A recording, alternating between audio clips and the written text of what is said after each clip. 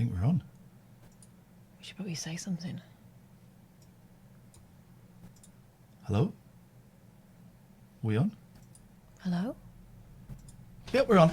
Welcome, Late Night Alternative. Lovely to see you. I've pressed record. As far as I know, the internet is working. We had a little problem with the camera. My Panasonic Lumix GH5. My fault. Human error. Human error. Come a little bit closer. I can't. You're No, you bought a chair. Chair is massive. You bought a chair that was inappropriately sized for my hole. It's a perfectly good chair.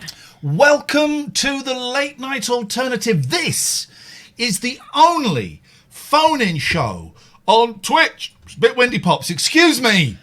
Excuse me. And you're just so lucky this isn't Smell-O-Vision. Vegan moussaka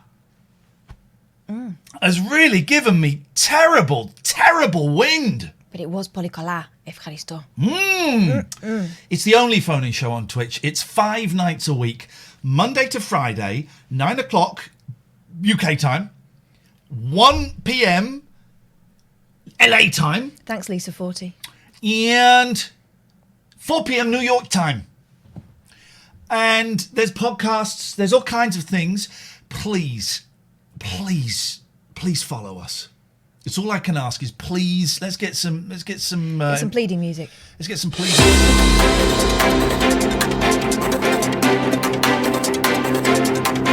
For the love of Jesus, follow us. We'll keep you entertained during the pandemic. For the love of Christ, follow us. We'll make sure you're happy as your family die. We will sing the songs of joy. We'll tell the jokes and make you laugh. As the world collapses around your ears, we'll be here tonight.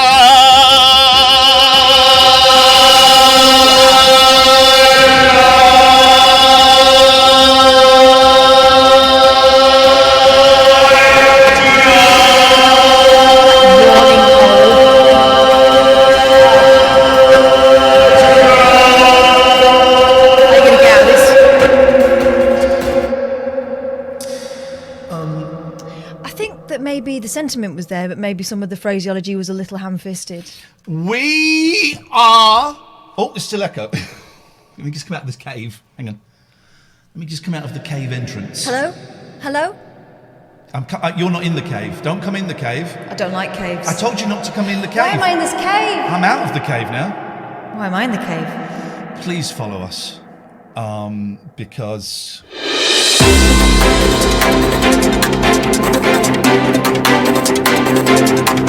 Won't you do your best to follow us? We'll do our best to make you laugh. As the world collapses with COVID-19, you will watch us and see what I mean. We will make you laugh. Gonna make you laugh.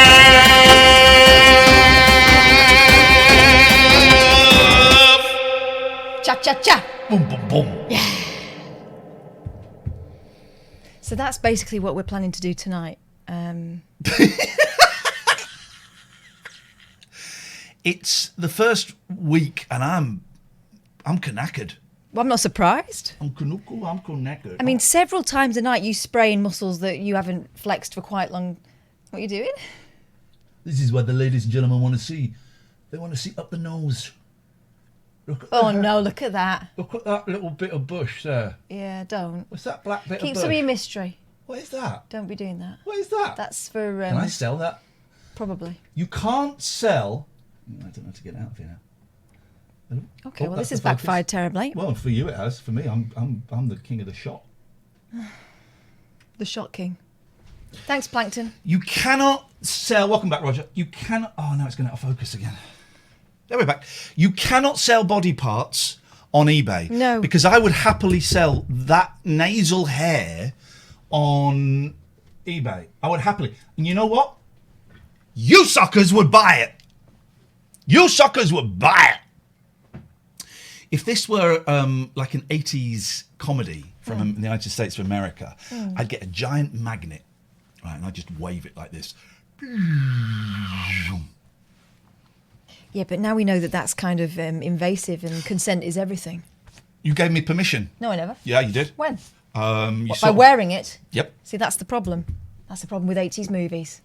You wore a jumping jack suit with a giant metallic zip on there. If you didn't want it to be undone by a pervert with an electromagnet, then you shouldn't have worn it, Boyley. Ah, ha, ha! That, my friend, has not been a defence since about I was going to say 80s, but probably the 90s when people started learning that particular lesson. Hey, our friend who we donated $40 to, and I believe some of you donated some more money as well, Graf Nicholas is in the room. Graf Nicholas, lovely to see you. So thank you, and spend that money. Did you go out for lunch with your family? Why don't you can Skype us if you want, TLNA. Let me open up the Skype. Open that thing. It's a phone-in show. It's the only phone-in show on Twitch. We were mentioned in Forbes. Not in the rich list. Not in the rich list. It has to be said. Certainly not in the rich list. But we were mentioned, and that for me is good enough. It's good enough. It's a good start. Let's see what happens. It's good enough. So, haha, your dog shit.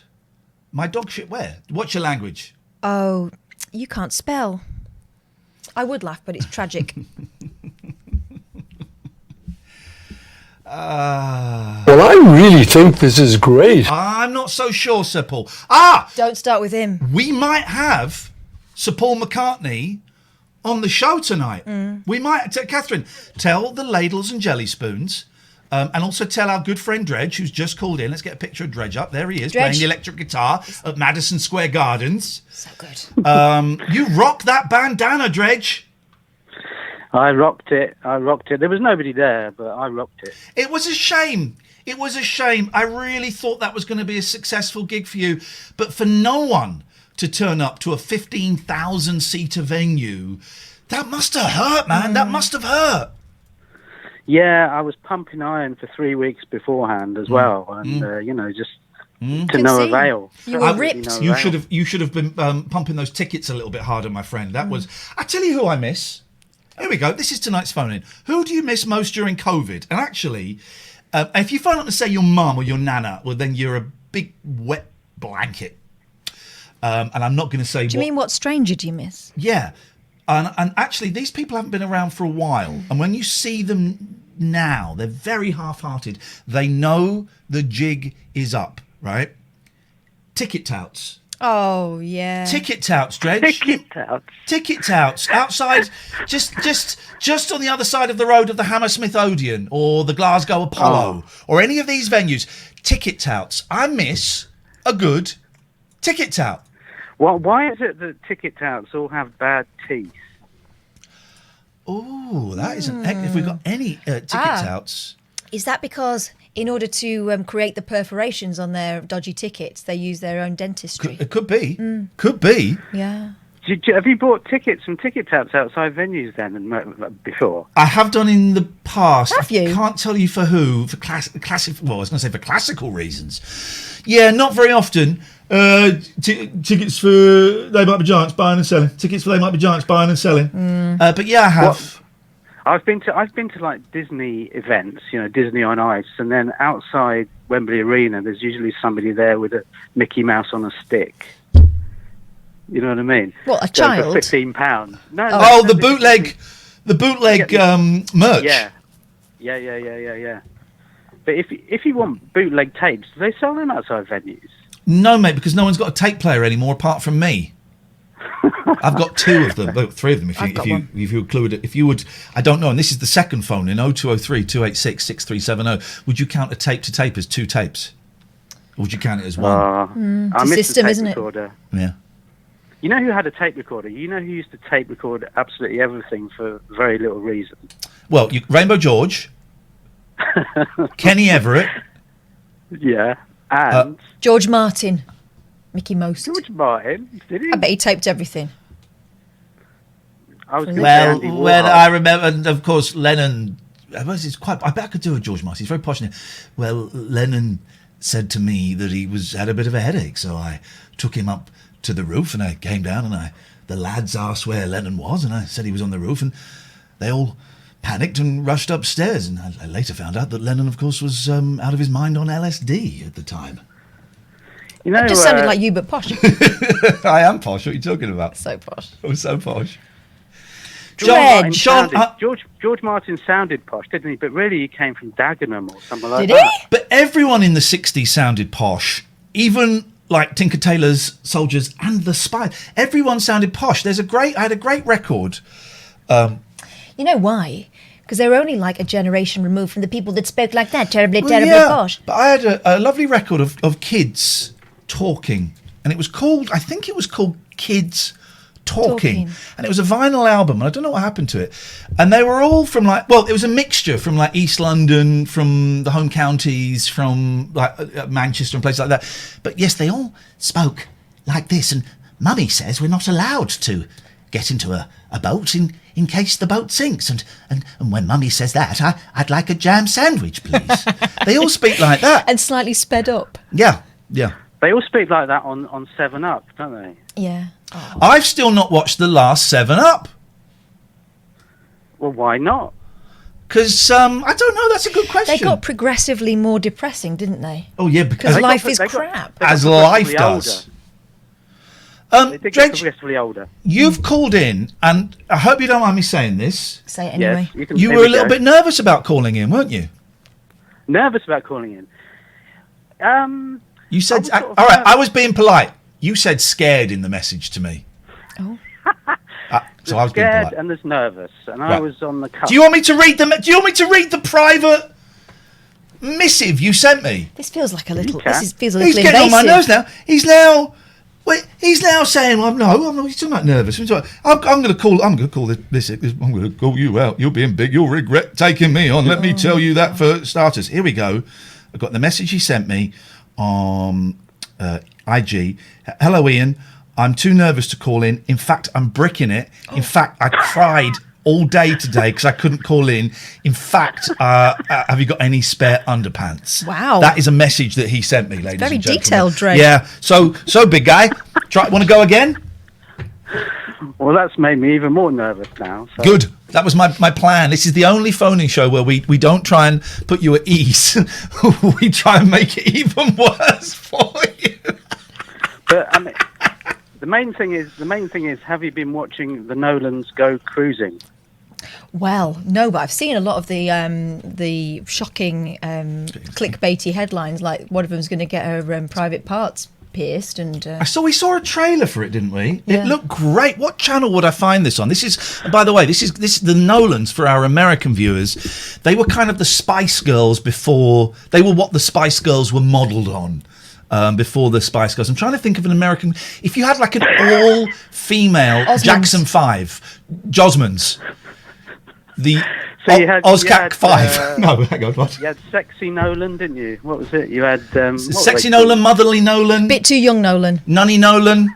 I meant Nolan nunny Edwards. as in a nun, not as in a nunny. Sorry, I meant as in. All right, carry on, please, Dredge. Talk to us about. Talk to us, please, about whatever you called in about, because Catherine's off. Nunny Nolan. No, Dredge, let's go to Dredge. Good evening, Dredge. You're live on the and show. of course, there was Mike Nolan. Who was Mike Nolan? Why do I know that name? Mike Nolan was in Bucks Fizz. So Oh, of course he was. Oh, That was yeah. it. Of course he was. Now, here's the thing. Where do we stand on Jim Core Oh,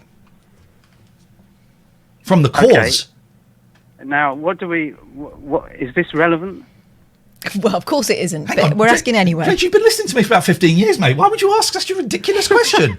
He has some theories, doesn't he? Go As on. well as being an excellent guitarist. Is he? He was the Well, keyboardist, wasn't he? Was he? From the Cause. Well, as well as doing that, he also has some theories about things, doesn't he, old Jim Core?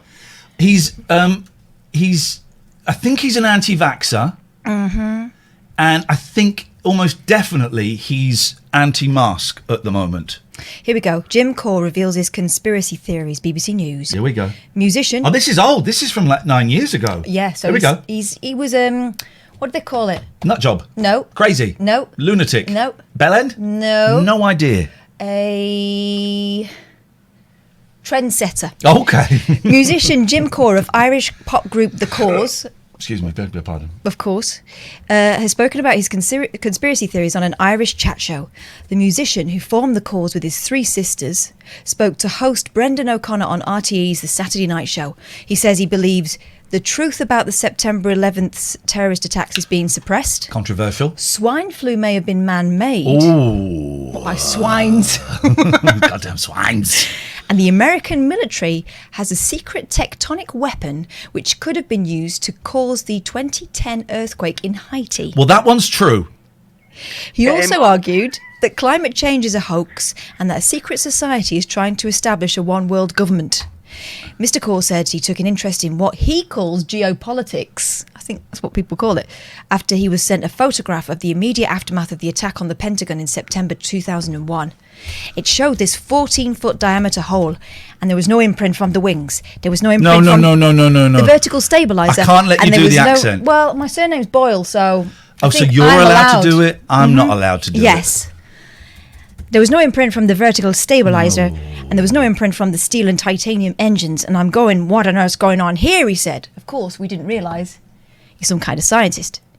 According to the musician who campaigned against Ireland ratifying the Lisbon Treaty in 2008, the EU is a step on the road to a one-world government, which has been planned since before World War I. Well, here's what Jim has been tweeting about the coronavirus. Coronavirus facts. It started in a 5G smart city. 5G weakens the immune system. Lack of vitamin D would make people more vulnerable to viruses. Bill Gates and Harvard launched a project to dim our sun. Huge if true. All cell phone frequencies open the blood-brain barrier, making us more vulnerable to toxins and viruses.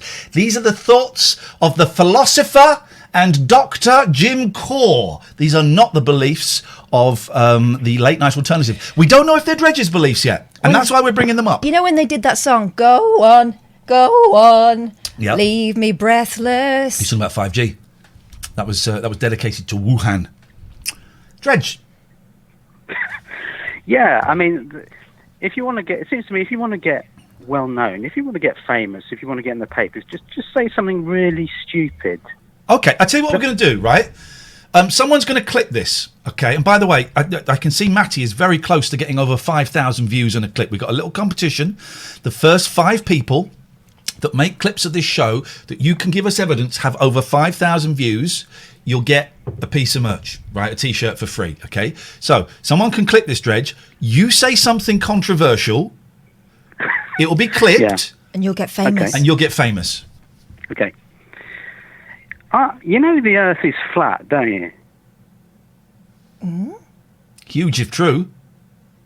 Yeah. No, I mean, I can't. That is. That's it. No, stop. That's it. Stop it there. And scene. Scene, we're done. Clip that bit, someone, and clip it and ship it, says King Mike UK. Absolutely right. Dredge, lovely to talk to you, mate. You won't be Hey, talking man, to us tomorrow because you'll be behind a wall of security and loads of assistants.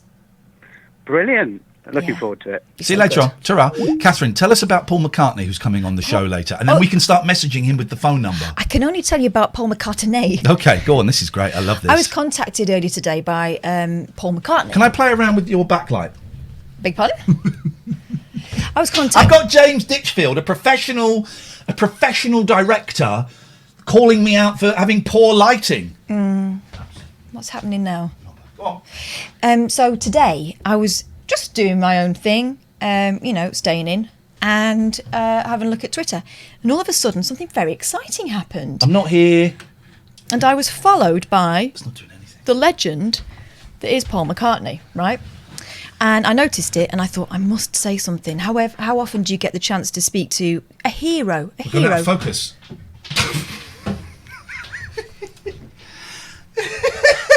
I'm back in. Hey! This Hey! is like trying to tell a story on a stag night. Hey, lads, beer, we want more beer. All the lads are cheering, get the blooming beer in. Is that what you say? Yes. Right, anyway, so I get followed by this bloke. 5G anti-focus weapon. King Mike UK, 2 brilliant comments back to back. Beautiful. Keep that up and you'll have a third. Paul McCartney. Oh no, Paul McCartney. Spelled McCartney. CARTENY. But the strange thing about this Paul McCartney is, well, he was only following 47 people. He only had 2 followers, and neither of them were actual Beatles. They were just randoms. And The Beatles are dead, his handle on Twitter was Ja Rule 97887963. Wow. Anyway, Wowzers. I thought, well, I must say hello to Paul McCartney. Of course you must. So we I said, love Paul McCartney. I quote tweeted him and I said, seems totally legit. Hello, Sir Paul.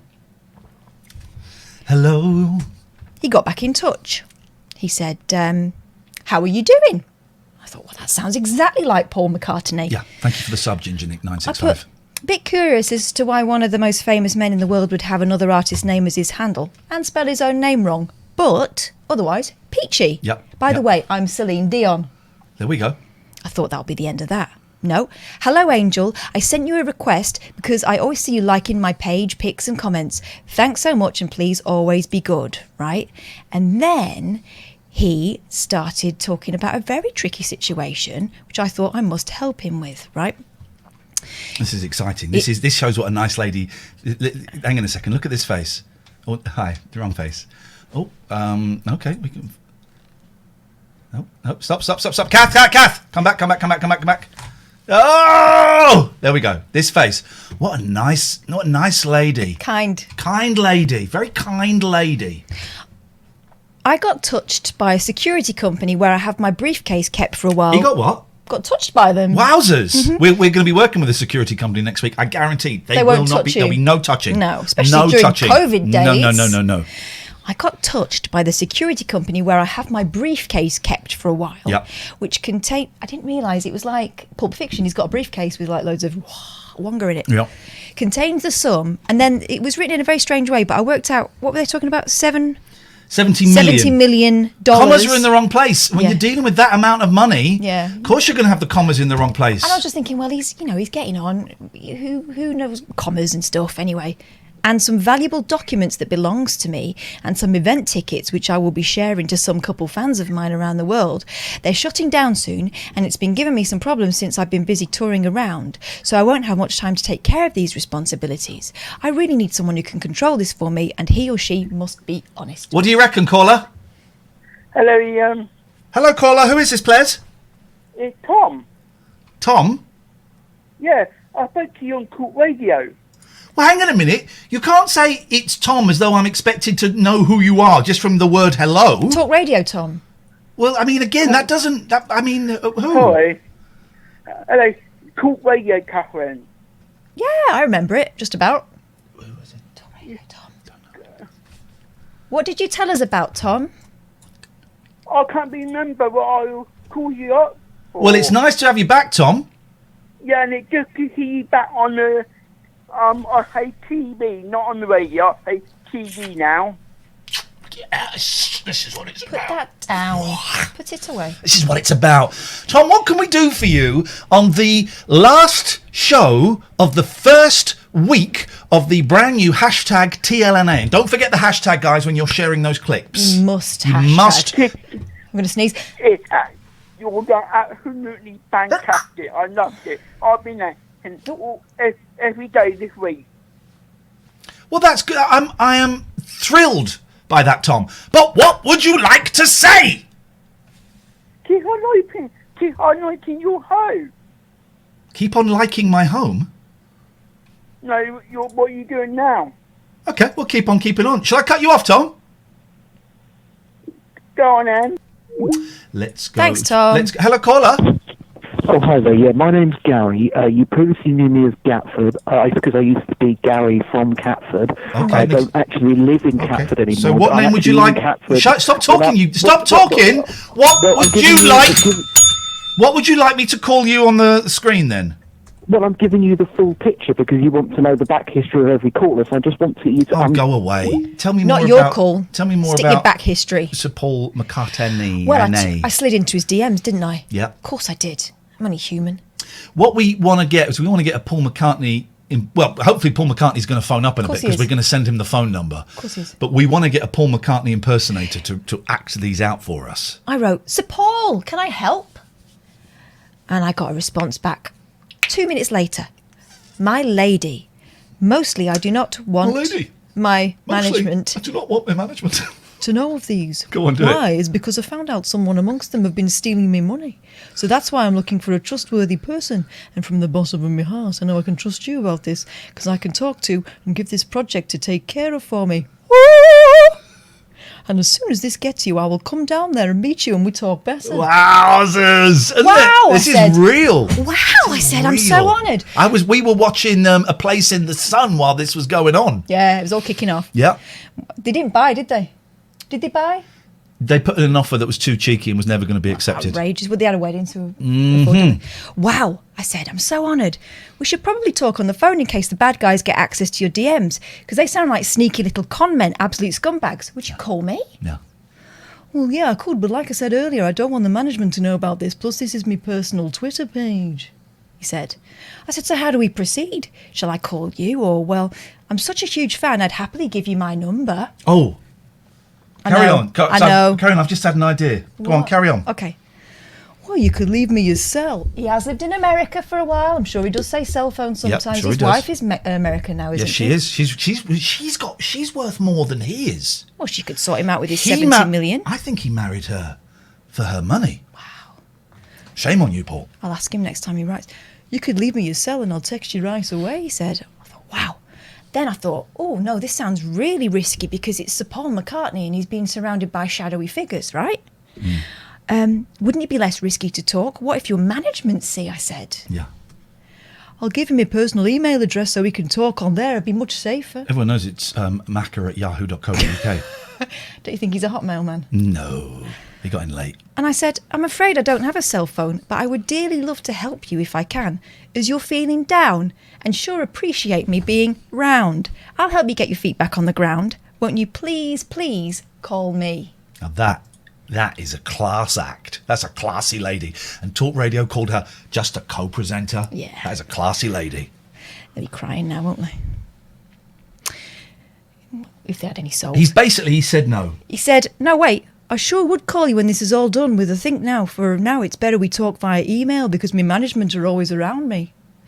Totally understand. I'm sure they're here, there and everywhere. And then I thought, he's not ringing me for obvious reasons. Let's give him a get out. Here we go. Let's help him out with this. Hey guys, can I say that was a classy reading and absolute fucking beautiful? Whoa, okie dokie. I don't know what was said there. What was that? Apologies for the bad language, dear listener. What was that? What did he say? I also didn't get the point. No. Apologies for the language. At this point, I don't trust any of them, so I'm not sure if it would work. Oh, I said, this is what I said. Totally understand, I'm sure they're here, there and everywhere. Isn't there an assistant you trust that could speak to me, even if you won't see me? No, these are Beatles songs for those who don't know. We all get by with a little help from our friends, don't we? Well, at this point, I don't trust any of them, so I'm not sure it would work. And then I thought, okay, I'm going to take that carrot away. Yeah. I said, oh, what a shame, good luck. Okay, Katherine, thank you. And I said, I'm so sorry this is happening to you. Let me know if you change your mind. Thanks for being a faithful and loving fan. Heart. Right. So what? Caller, hello. Hello, how are you doing? Very well, thanks. Who's this? It's James. How are you keeping? Hey, hello, James. What you got for us? Not an awful lot. I just Good. want to say I'm a first-time caller, but a very, very long-time listener. Jeez, where's my bell? Hang on. Where's my bell? That's what you get. Thank you. That's what you get, mate. That's brilliant. Thank you very much. I've been listening to speech-based radio since I was about 7 years of age, and I heard that wee boy on the other night, age 13, and he was so confident. I thought, why haven't I ever done this? Have you never phoned up anywhere? Never. It's weird. I've done it a few. I used to do prank calls when I was sort of in my mid-20s. I was normally a bit drunk when I did it. And I phoned up a student radio late night show a few weeks ago, and I was terrified. It's the weirdest thing. Oh, and I've no idea why I am so nervous about doing it, but I am. Yeah. The thing is, it'll go really quickly. At the end of it, you'll suddenly feel normal again. Have you got the twitchy leg? Well, I'm out walking my dog at the moment, and, because I just got out of reach of internet, so I just sort of lost you on Twitch, and I thought, you know what, I'll give him a call up, and that'll maybe pass a bit of the walk, and maybe get rid of this nervousness as well. Okay. Well, welcome you. Thank you for joining us, James. Thank when you. you were a kid, listening to phone-in radio and late-night radio, who were you listening to? Robbie Vincent was the first guy I was listening to. So I've been around a while. Yeah, you are old. Thursday evening quizzes, and a friend of mine would be phoning up and going on the minute quiz, and I'd be speaking to him before he was even off the wireless. So. Oh yeah, because there's that great thing of I don't think it works here, but if you phone up the radio, if you put the phone down quick enough, you turn the radio on, you hear the last 20 seconds of you talking. It's always a joy. Absolutely, and yes, I sort of understood that. And through the night was Dave Loddy, way back then.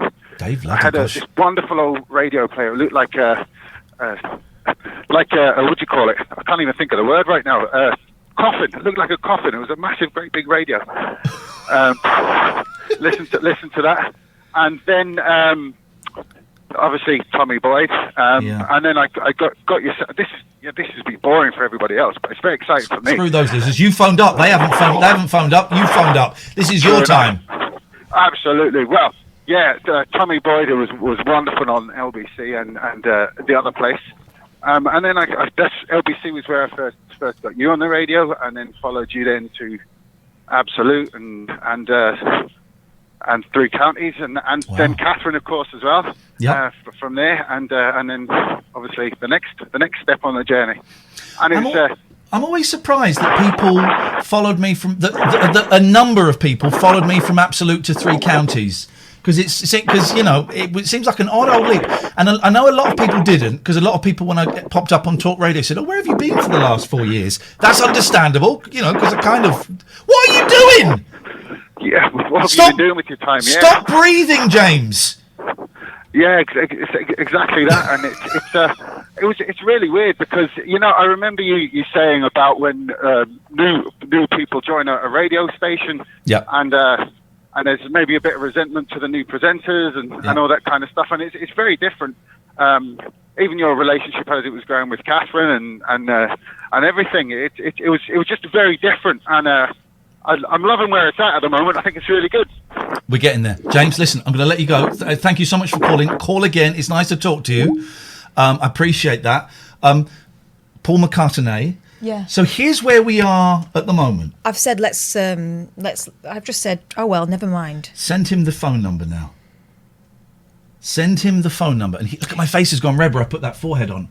Look at that. I know. I'm so hot. Look at that. All right, hang on on. a minute. Hang on. I don't know if he's gonna, because I suspect. Look at my look. Oh yeah, look. You've got to leave that stuff alone, man. I love it though. Hello. I suspect people jumping in on Twitter on the conversation might have frightened him off, but let's have a go. Send him this phone number. All right. I have a nuclear option up my sleeve. Oh, do you? Yeah. Because I've got his number to text him. Have you? He's got it. Put it on his Twitter, on his bio. Yeah. Well, let's phone it. Oh, that's a good idea. So, what's his number? All right, hang on. And he's put that on. Hang on. Let me just get back to where I was. Once belonged. Right. This is what it's all about, guys. Paul McCartney. Okay, what's that area code? So how do I do a plus? It's 00.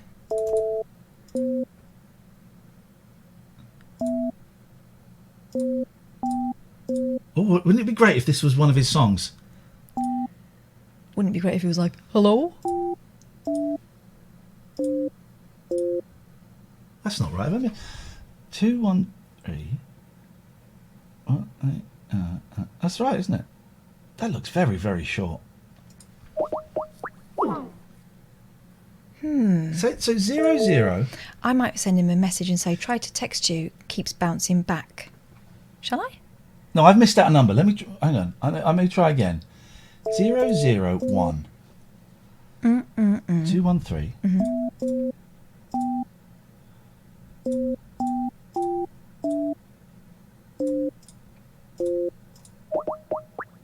Yeah, text him and say we tried to message him. Tried to text you. It's not getting through. Here's my phone number. And then send him this. Hi, can't stop thinking about your problem.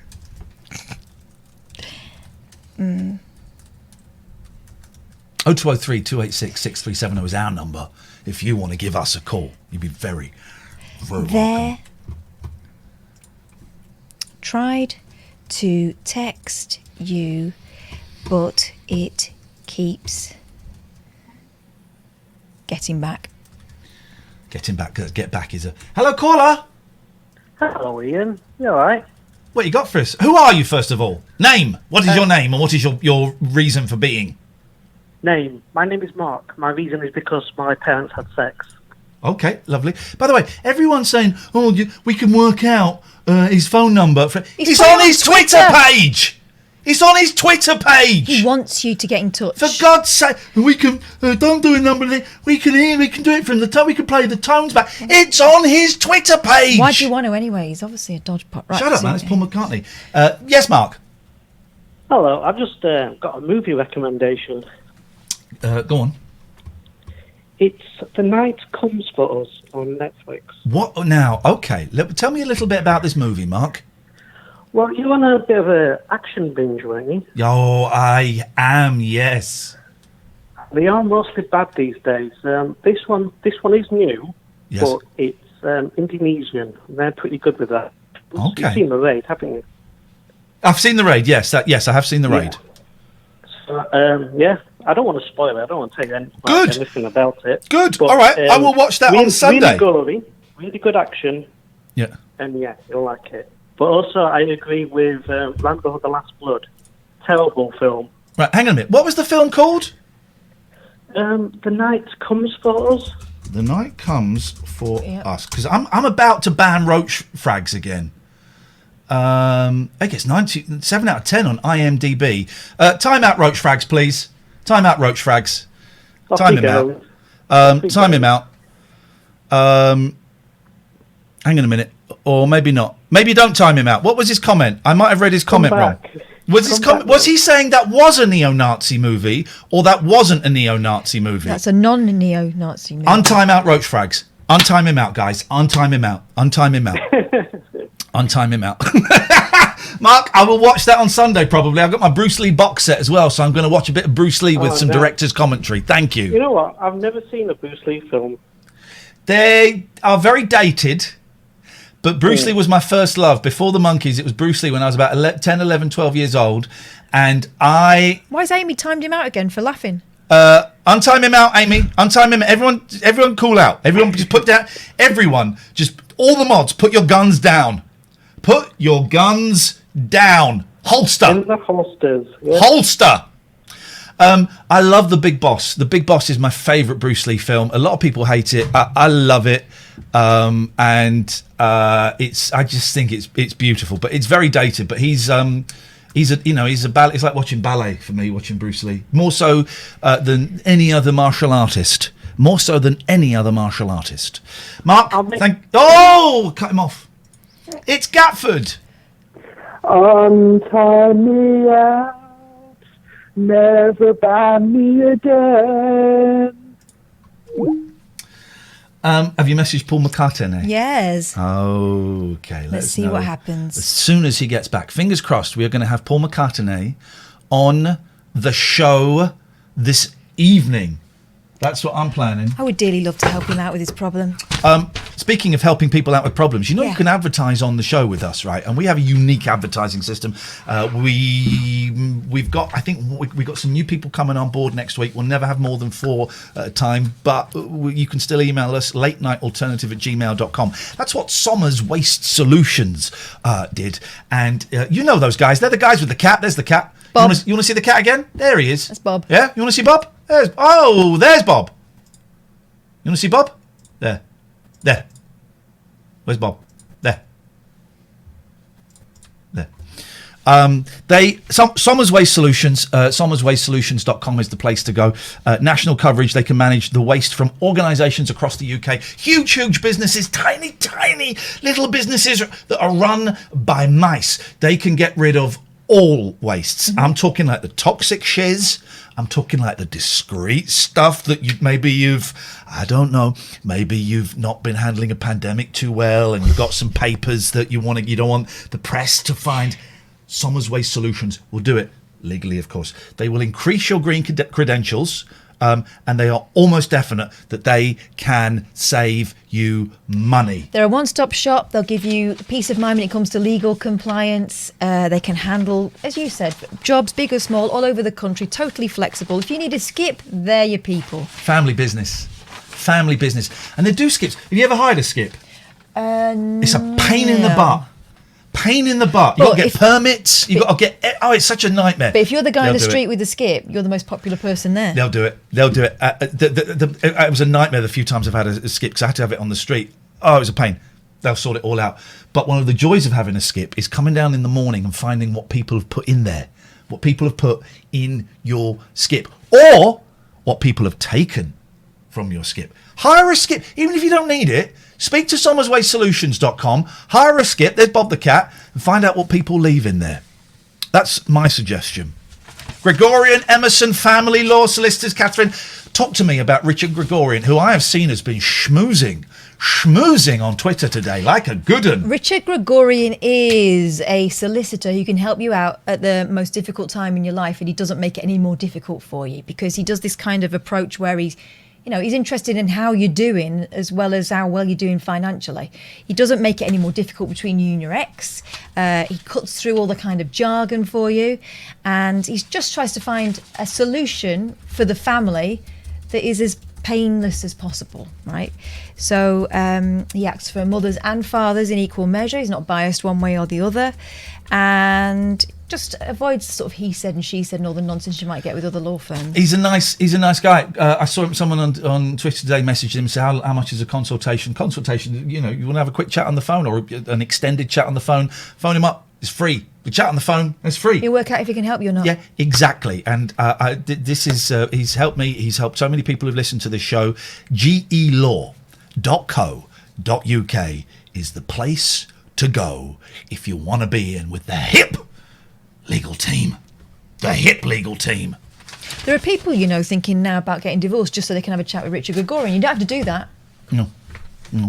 Who owns right, so I own my house, or do I? So I've got quite a bit of mortgage to pay on it. And my monthly income now is not enough to cover my mortgage and my payments to my ex-wife and my bills. That's fine. Follow and subscribe, guys. Oh, we should mention this before we do that. Let's mention we've got some subs. Noddy's Revenge has subbed, thank you. Barry Pickles has subbed. Oh, Barry. Katie, thank you for the bits. Monkey Boy Jamie has gifted a sub. Who else we got? T-Ped 6287 has resubscribed for his 4th month. Blues Noodler is hosting. The Satch UK is sub. Thank you. Bertie72. What is that name? Buddha got Big Batty Bunda has followed us. Thank you very much indeed. Unheard of. Oh, it's good with numbers. Brilliant. Subscribe. Loads of people subscribe. In the chat, we got the Smiths 1986. We got MM Mark. We got Twiggy Tune. We got Old Mordim. Thank you. Follow. Subscribe. If you've got Amazon Prime, you can link your Amazon Prime account to your Twitch and you can subscribe to us. Or you might find another Twitch channel that you like and want to subscribe to more. That's fine. If you do it with Amazon Prime, we get a $5. Doesn't cost you a penny, and it's a $5 you could never spend.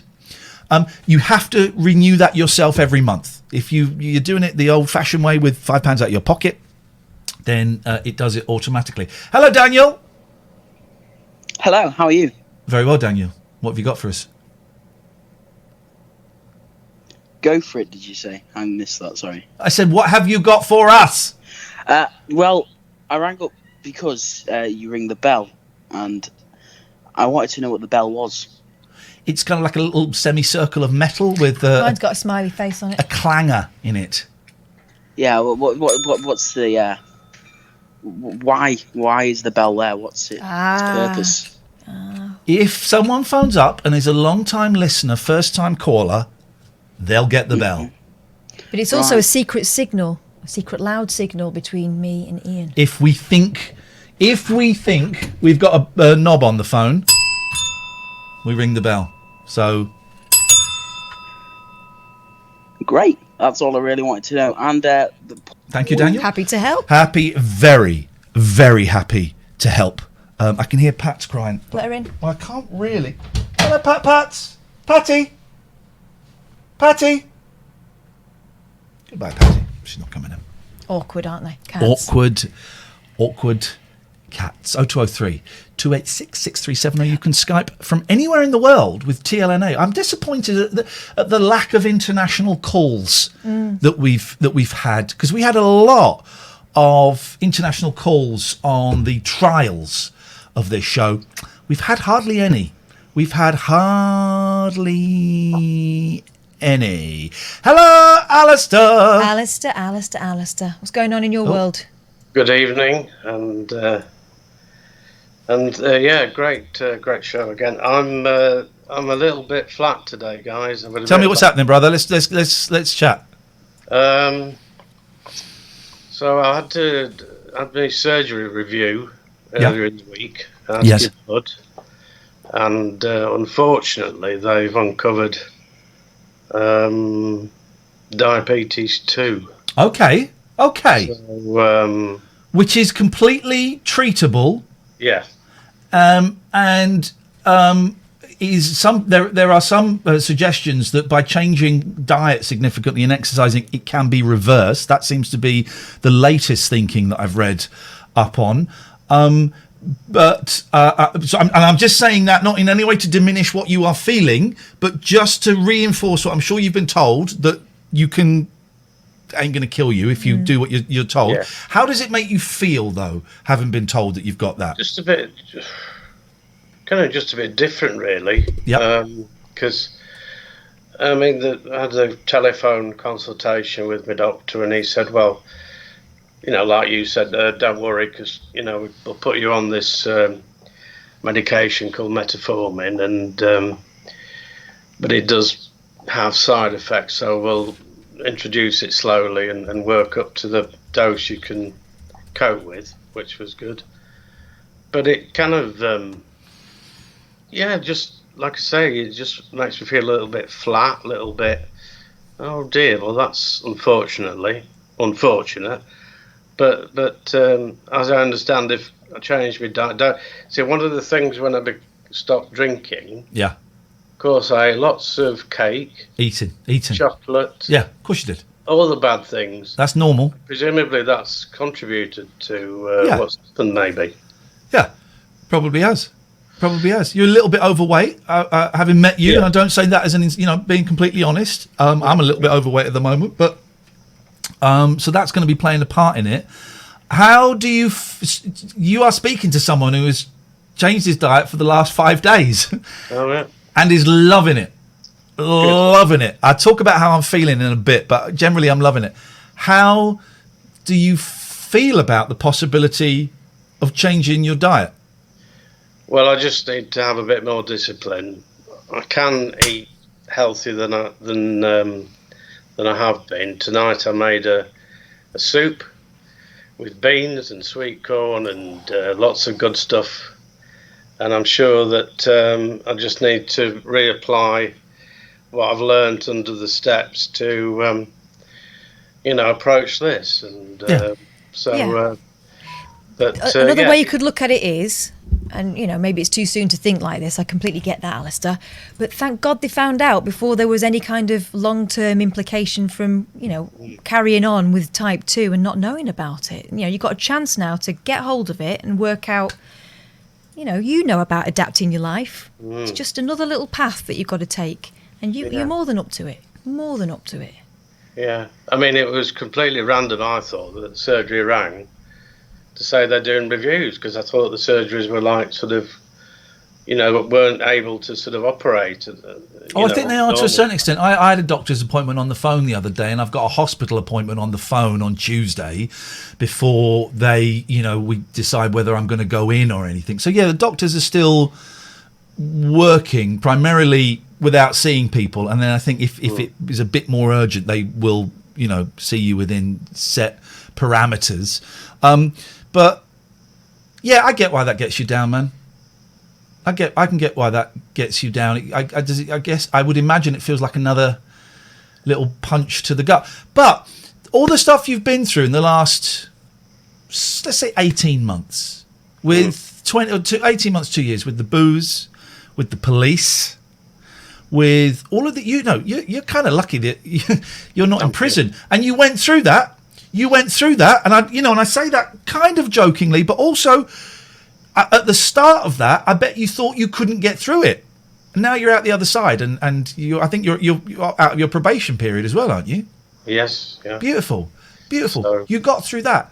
You'll get through this. This is we are not given any more than we can handle, right? I believe that, and you may have heard that in meetings and stuff. You can handle this, man. I think so, and like I said, I mean, I've got the tools now to pick up and actually utilise to get over this, and I'm sure I'll get over it within in a short period of time, and I'll just start my new medication regime with it and sort it, and hopefully work towards a time when my blood sugars can get back to normal. Nice one, man. You got this. Thanks for sharing it, because there'll be a lot of people listening. listening. You cheer me up every night. It's been great. So shall I sign? Are you going to cut me off? Am I going to what? Are you going to cut me off? 0203 286 6370 is the phone number. I get why he feels low. It seems like it's been relentless for Alistair, one thing after another. But he's also caught up with himself time and time again. You get a blue badge for having diabetes? I saw you take that out of your ear. And I saw that, Andrew. Hello. I saw you. How you doing, man? You all right? Good. You were asking for international callers. Oh, yeah. Where are you? I'm in California. Oh. Well. Prove it. Show me someone surfing. Where is a beach boy? Daylight? I don't know. Daylight. I'll give you that. I'm just playing around with your picture size. I need to sort these picture sizes out. It's all a little bit... Right.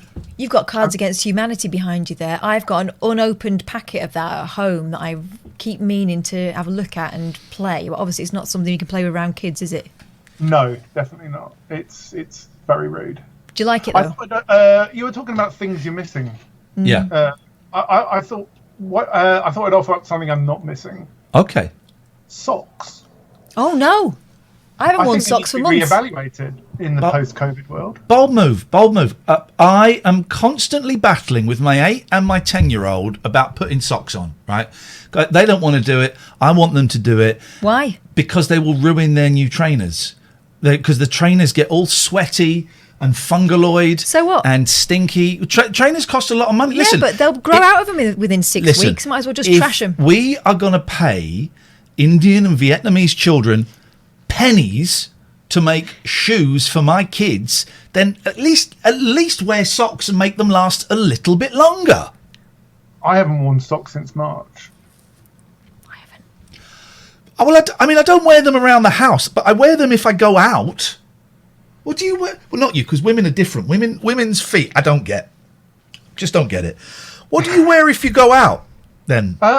I got some Converse. Just stick those on without socks. No, not Converse, mate. They will be rancid. I've got no socks on. I'm wearing Converse. Last long anyway. You just get a new pair off when they fall apart. I used to have stunt cons, which were because I really like white cons. But I had 2 pairs, one for life, wearing out, and one for when I was on the telly, so that I'd have really smart pair of white Converse that never got dirty. I need to get some. I thought the point of cons was to get them trashed up. You were supposed to look old. Now, white cons. This is a look I got from Paul McCartney, who's coming on the show in a bit. Paul McCartney. A suit with white cons. That's a look. That is a look. Whoa! We've got Paul McCartney's email. I'll give you my personal email. I wondered if we could reintroduce a game back to the late 1930s. Yes, please, Andrew. I'm totally up for it. Do you remember Sweet or Meat from the Virgin days? No, I don't remember Sweet or Meat. You sure that was me and not Jeff Lloyd? It was definitely you. Okay, go on. Message him saying, give him the phone number. Word Yep. Moment, and you have to decide whether it's a sweet or a meat. Okay. You ready? Yep. Mince. Oh. Let me see you say it. Mince. Sweet. That was the meat. That was CE. All right, next one. Okay. Mince. That was a T. Sweet. That was a T. Yes, man. 1 point to me. You go now. You won. Okay. All right. Okay. Malm.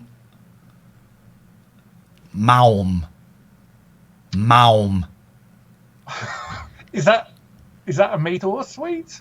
Malm. No, it's got to be something that works for both. Yeah, it's got to work for both. What's the answer? What is the answer? I don't know what malm is. I'm going to guess. Exactly. So he's got to guess it. You've got to guess it. What malm? Sweet. Okay, that's okay. You got that right. Okay, it's a sweet malm. So hang on. Okay, right. Okay. It's always mince or mince. Did I make up this game?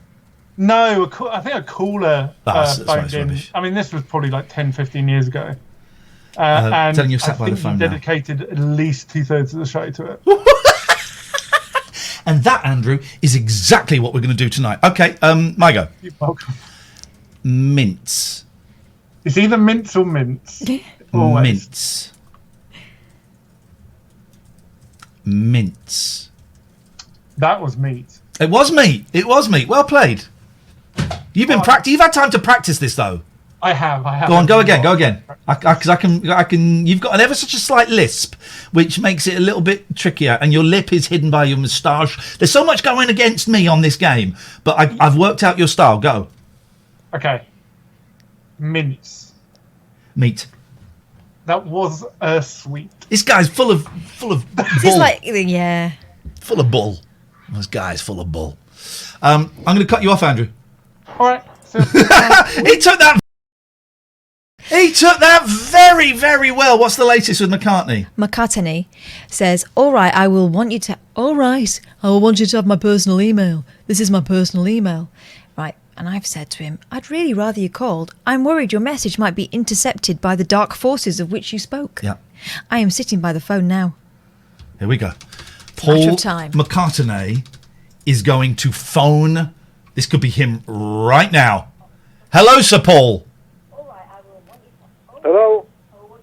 Oh, it could be You talk to him because he's. Hello. Thank you for phoning. Thank you for phoning. I'm so sorry to hear about your problem. What problem? You know, the briefcase. Yeah, I've got the briefcase, yeah. It's got money in there. Oh, how can I help you with it? Well, we could share it, perhaps. What about the dark forces? Well, there's no dark forces in it. How's having hundreds of pounds having dark forces? What are the dark forces about? Dark forces that are circling you and trying to get hold of your magic briefcase. It's not a magic briefcase, it's just a briefcase with money in it. Is this not Paul McCartney? Huh? Sorry, what do you say? What now? I can't understand. You're speaking in riddles. Is this Paul McCartney? Yes, it is, yeah. Okay. What do you want, sir? I want my briefcase back. Okay. I don't think that was Paul McCartney. I'm not convinced that was Paul McCartney. I'm not convinced. People watching this for the first time going, what is this rubbish? This is a good one. This is a good one. Go on, Hello? Hello, is that Paul McCartney? It is Paul McCartney. Thank you so much for getting in touch now. How do we get around this problem with the old dark forces? Can you remind me of this problem? Well, okay, I'm not he's convinced. older, isn't he? Maybe he's forgotten. I'm not convinced this is Paul McCartney, the real Paul McCartney. I'm a bit senile. I'm not convinced this is the real Paul McCartney. How do I know it's really you, Sir Paul? Do you want me to... How can I prove it? Sing us a song. Which one would you like me to sing? One of yours. Well, one of mine is... Well, actually, what I'd like is for you to tell me your favourite, and then I can sing it for you. All right. Well, why don't you do... should we do one of the older ones? Because he'll... How about I Saw Her Standing There? That one's gone out of my memory. Oh, let's How do one about of the newer ones. Hey Jude? That's a bit newer.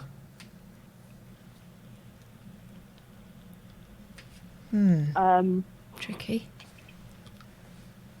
What instrument did you play in the Beatles? I played the banjo. Goodbye. I think they're the dark forces circling, aren't they? Posing as Paul McCartney.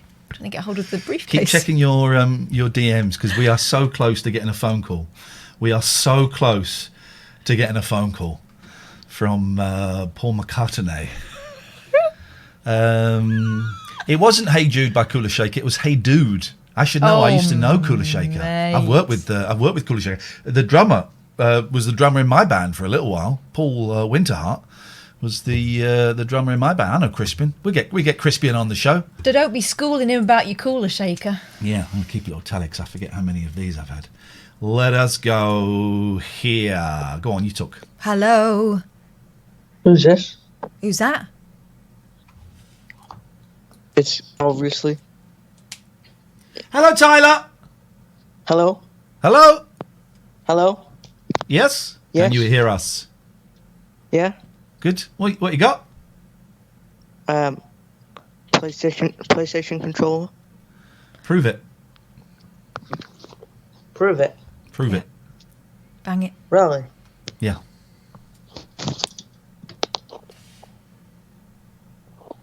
Here we go. There is a PlayStation controller. There is a PlayStation controller. Beautiful, beautiful.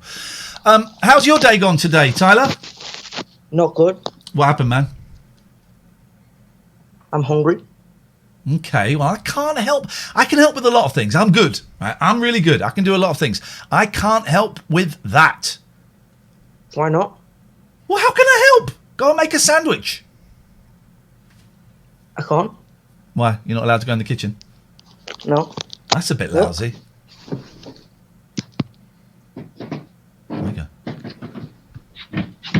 No, don't tell me the door's locked. Are you locked in? They locked me in. No. I'm sorry to hear that, man. I'm going to die. I don't think you're going to die because you're a bit hungry. I just called because I was trying to call. That's all. Okay. Well, it's nice to see you, man. Okay. Bye. All right. See you later. Bye. There's a young man with a story. Go on. Hello, who's that?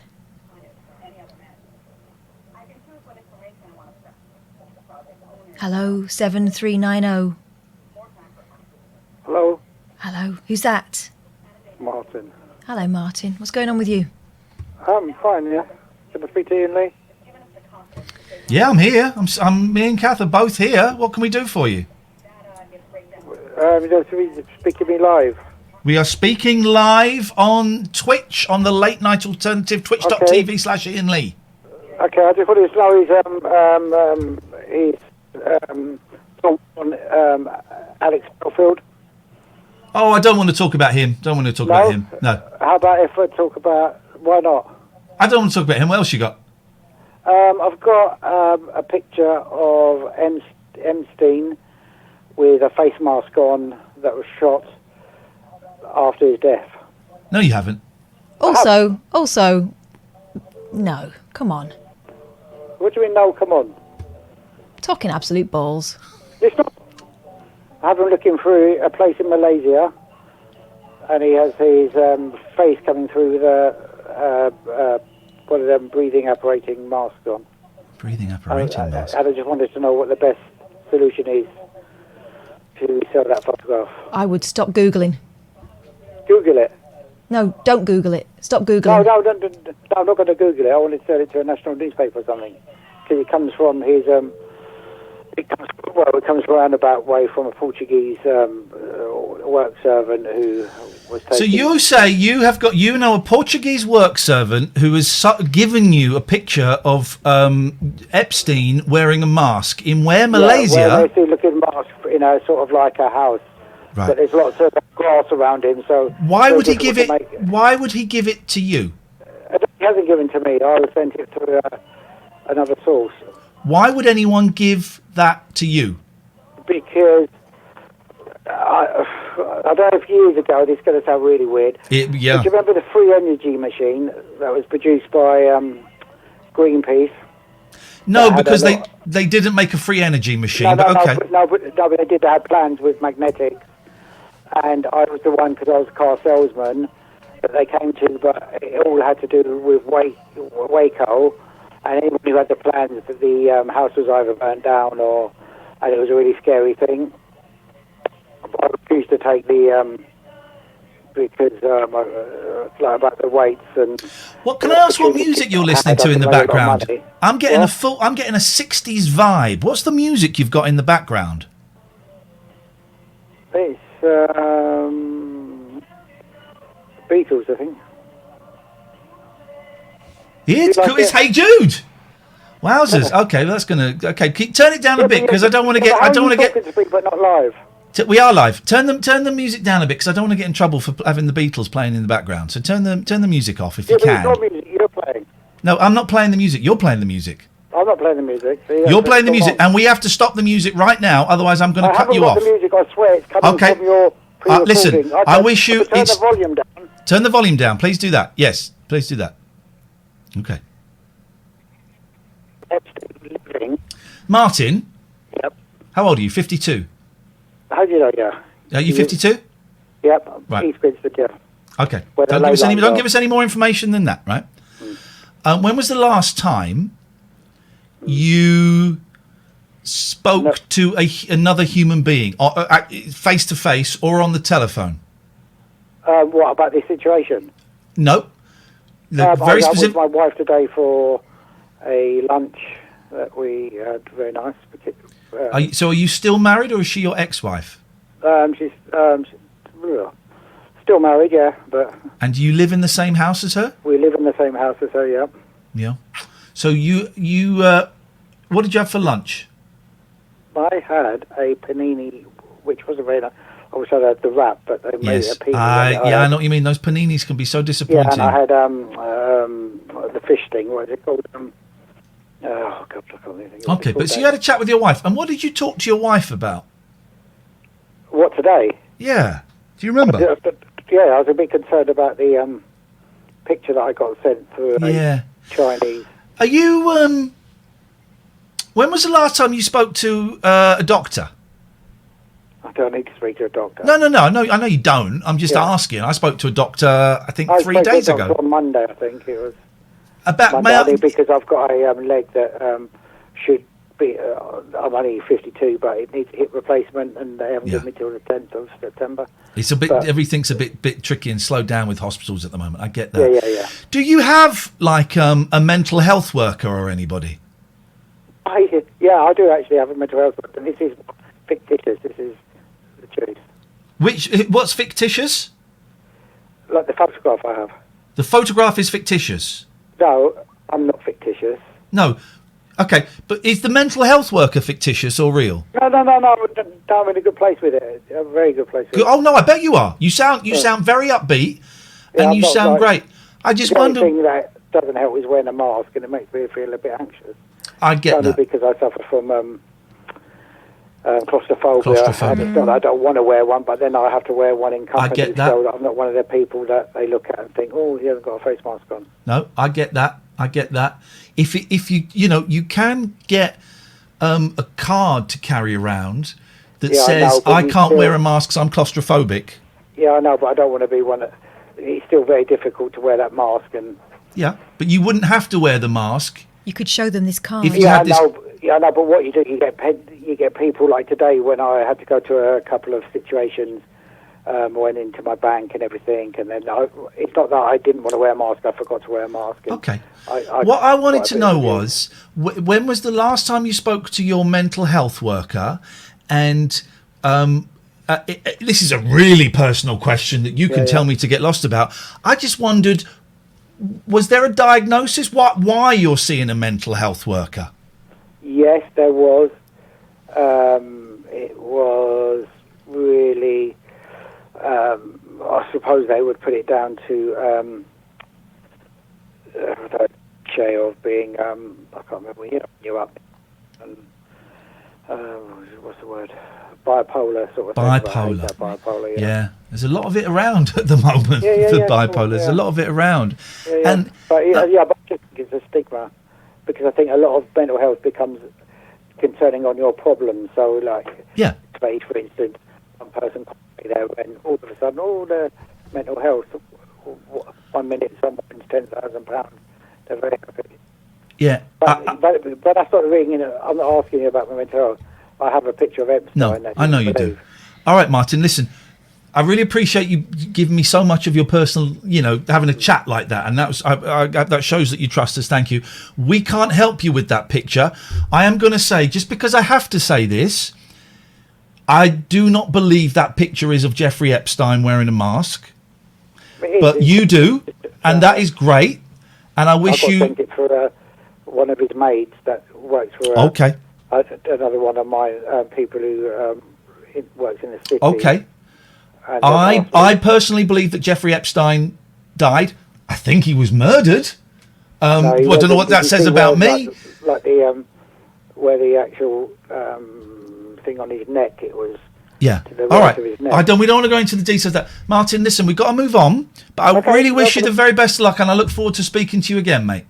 Shall I send you the photo? Do you know what? If you want to, yes. The email is latenightalternative at gmail.com. Yeah, but can you sort of promise me that it's between me and you?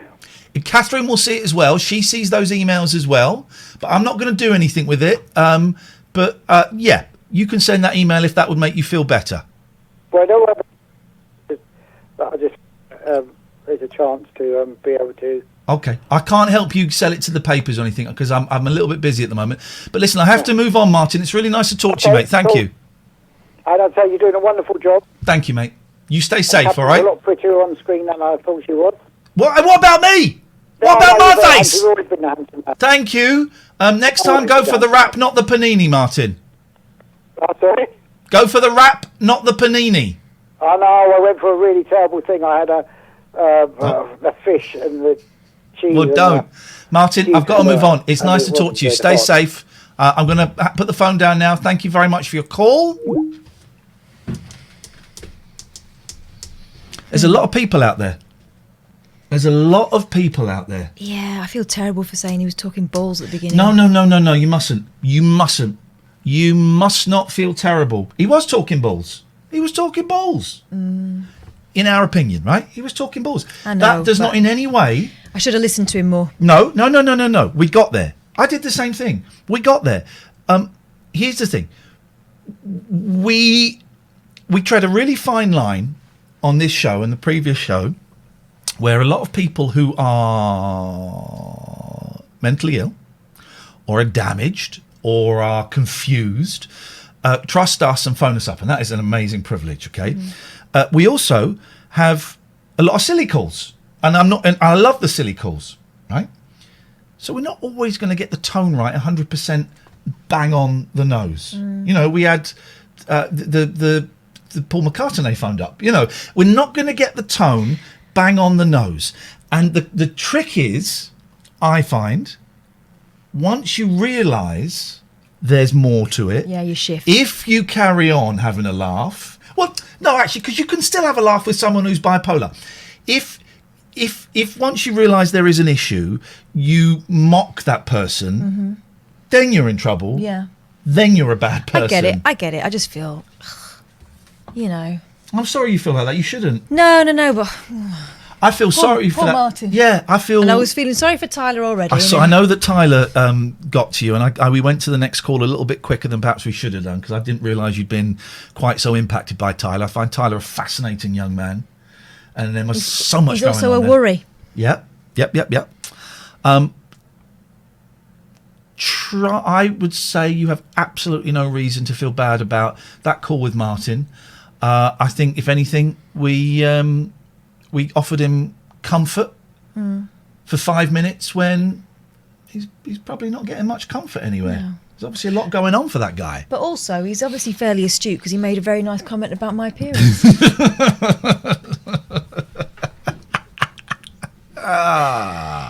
Yes. Still no word from Sir Paul. Oh, dear. I'm tempted. Okay. I don't think he's going to ring. No. Oh, I just missed Lisa. Let's go to this one. Hello, 244. Hiya. Hello. I just wondered whether you know anything about snails. Well, Kath does. Kath's the snail expert. Yeah, go on. Over to Katherine. How can I help? So basically, what I've been having snail issues. Mm-hmm. Where? And if I may ask, her thighs. I've never seen the snail, but in my house there's various snail trails. So, for example, in the house, on my washing up sponge, there's a snail trail. On the wall, there's a snail trail, and on my shoes, there's a snail trail. But there's no snail. Right, I need to make some inquiries. Can I ask you some fairly probing questions, please? What's your name, please? Absolutely. What's your name? My name's Susan. All right, Susan. I like you, Susan. You're very brave. You're a very brave woman, Susan. Susan, I really. do you live alone? I do. Because we've got to eliminate small children wiping their noses on things and blokes. Let's just leave it there. Yeah, no blokes, no children, and no visible snails at the moment. Now, I have had a similar issue in my kitchen whereby I've got like an air brick and slugs get in. Oh. Could it be that? Do you know, I haven't... No, there's no slugs, there's no snails, there's no garden. I'm in a flat above a shop. Oh, then it's not snail trail, is it? It's ectoplasm. I think the flat is haunted.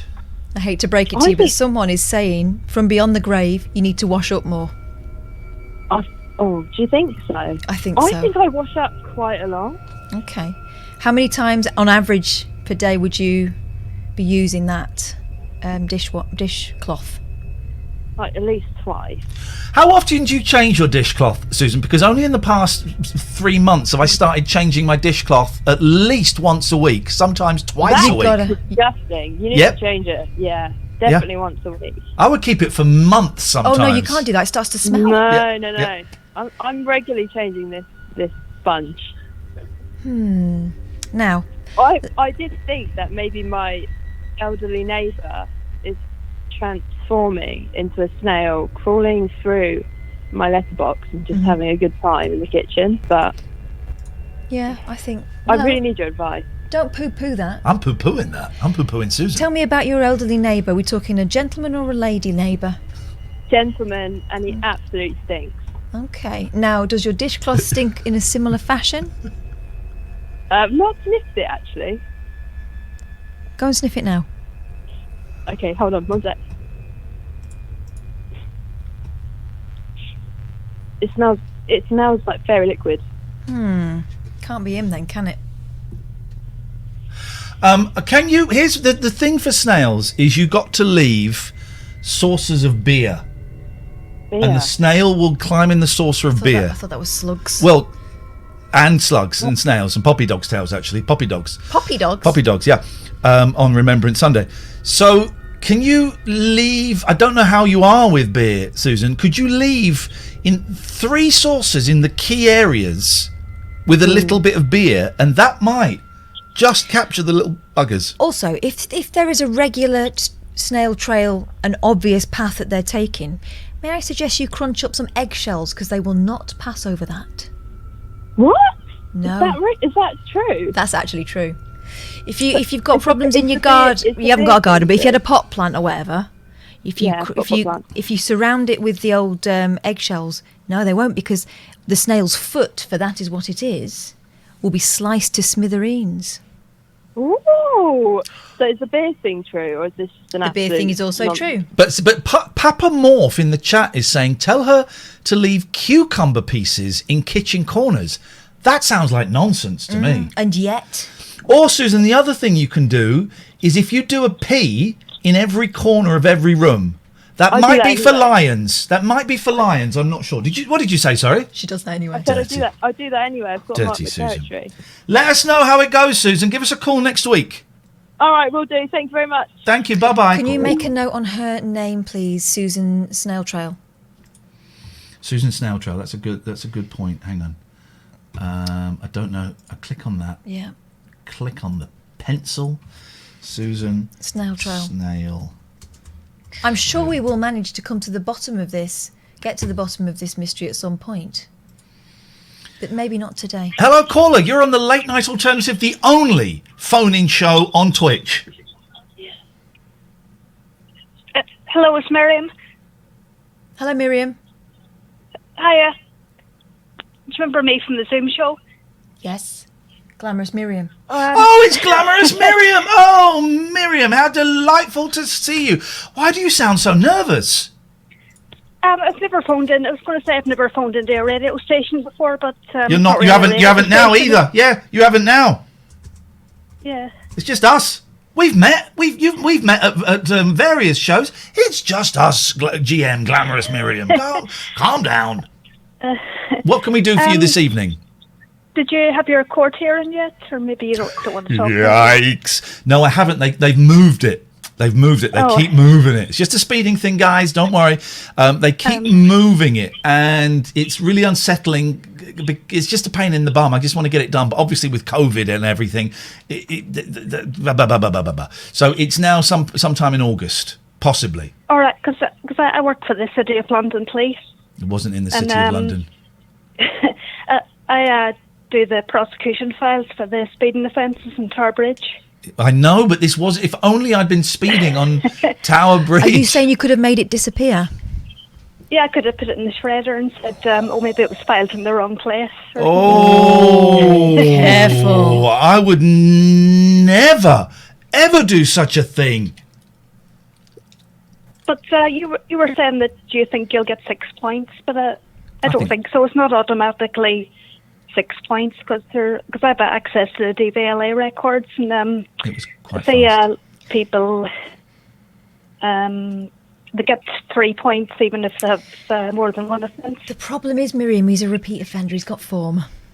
It was quite fast. It was quite fast. Hey, guess what? Here's something. My car insurance is £2,500 a year, partly because I have points on my licence. I don't have any points at the moment, which is great. Obviously, I'll get some after this. Partly because I've been really unlucky and been in 3 big accidents recently. One of which was my fault. The other 2 were not my fault. But that's just whacked my insurance up. Also, partly because of my job. So I'm going to get in touch and see if we can do. Although my broker doesn't like doing magic like that. Oh, really? He doesn't like doing magic like that. Get a different broker. Going to get a different broker. But my £2,500 a year. It's only a Nissan Qashqai. Oh, sorry. Sorry, Miriam. I don't know about insurances and other table deals, that sort of thing. Okay. Well, listen. Here's the thing.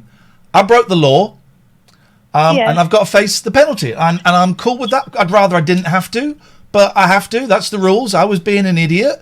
I have to go to court, and whatever they dish out, I'll take it because that's the way it works, and I believe in the system, and I was wrong. That's it. But I think the thing about Tower Bridge, I think it's a money-making thing, sort of making money out of the public. Yeah, well... but they wouldn't be able to make it if people abided by the speed limits. It's difficult to go because it's 20 mile or per hour. Well, speed a lot of central London is 20 miles an hour now, isn't it? Which is that's changed. Yeah, is crazy. I think the claimant preserves the structure of the bridge or something because that's the reason they do it. So. Okay, well, I would if I were you, I would ixnay on the eruption K. Yeah, just in case on the eruption K, just in case. Imagine Miriam, if your boss was listening to this and was like, I have terrible problems with the boss at the moment. Just because I've been working at home since the beginning of the lockdown. Yeah. And I noticed that they've got worse since we're in lockdown because sort of stay at home and hide behind their computer and send aggressive emails, whereas before in the office they're not brave enough. Well, that's the world at the moment. That's the world we live in, Miriam, and that's what we have to deal with. Listen, always nice to talk to you. Thank you. You still haven't called a radio station yet, so I suggest you phone up Christo and say to him up his bum. Phone up talkRADIO. Yeah, those losers. Thank you very much, Miriam. Thank you. Have we got any update on Sir Paul? Oh, hang on, I've got a notification. Oh, my message. Here we go. Her DMs. Oh, okay. But right now I can't call because I have my management around me. That's why I gave you my email so we could talk there, okay? So he's going to call at some point. I can't email if your managers are there. What you need to say to him is, please call. Please, either you or someone you trust has to call now. I need you to call now. If you need... Here we go. If you need cash, I can help you, but you need to call now. Okay. There we go.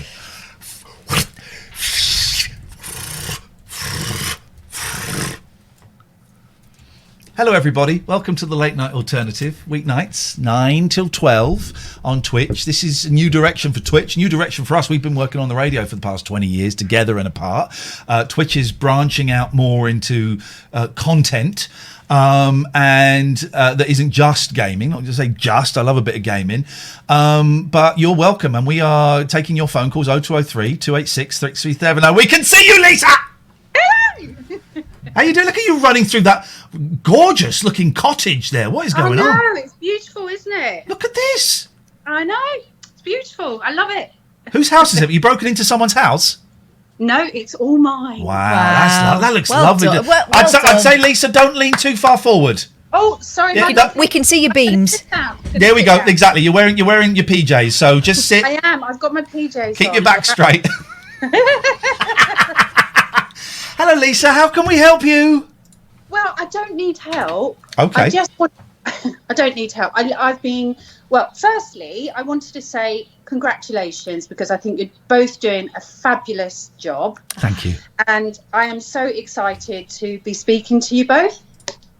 Nice to speak to you. I was one of your last callers on doing an interview with you when you were on Three Counties, the pair of you. Yeah, of course, yeah. Yeah, and I did a talk with you about children with brain injury. Yeah. Yes. Yeah, and I followed you from Three Counties to talkRADIO, and I was an avid podcast listener. You know, we know you. You always pop up on Twitter. I recognise you. I know. I'm Twitter bonkers. I know. I feel like you have no need to reintroduce yourself. We know who you are, Lisa. You're always retweeting us and replying and stuff. It's lovely to see you. It's lovely to see you in a slightly bigger version than the tiny little avatar you get. Little version of me on Twitter. Yeah.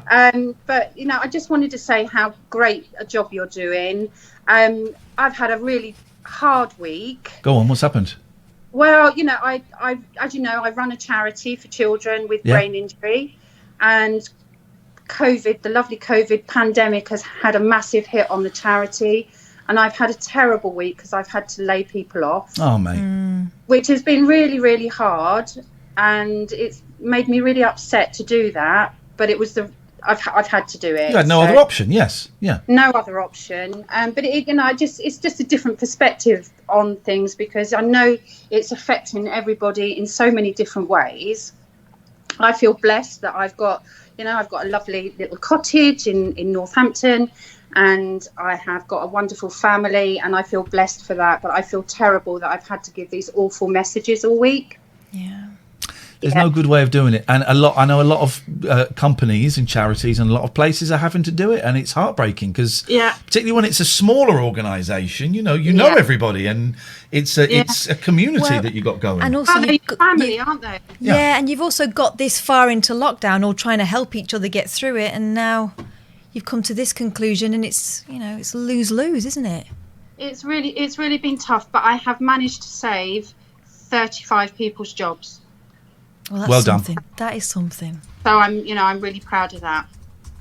Yeah. We are having people. Here we go. This is is it child brain injury?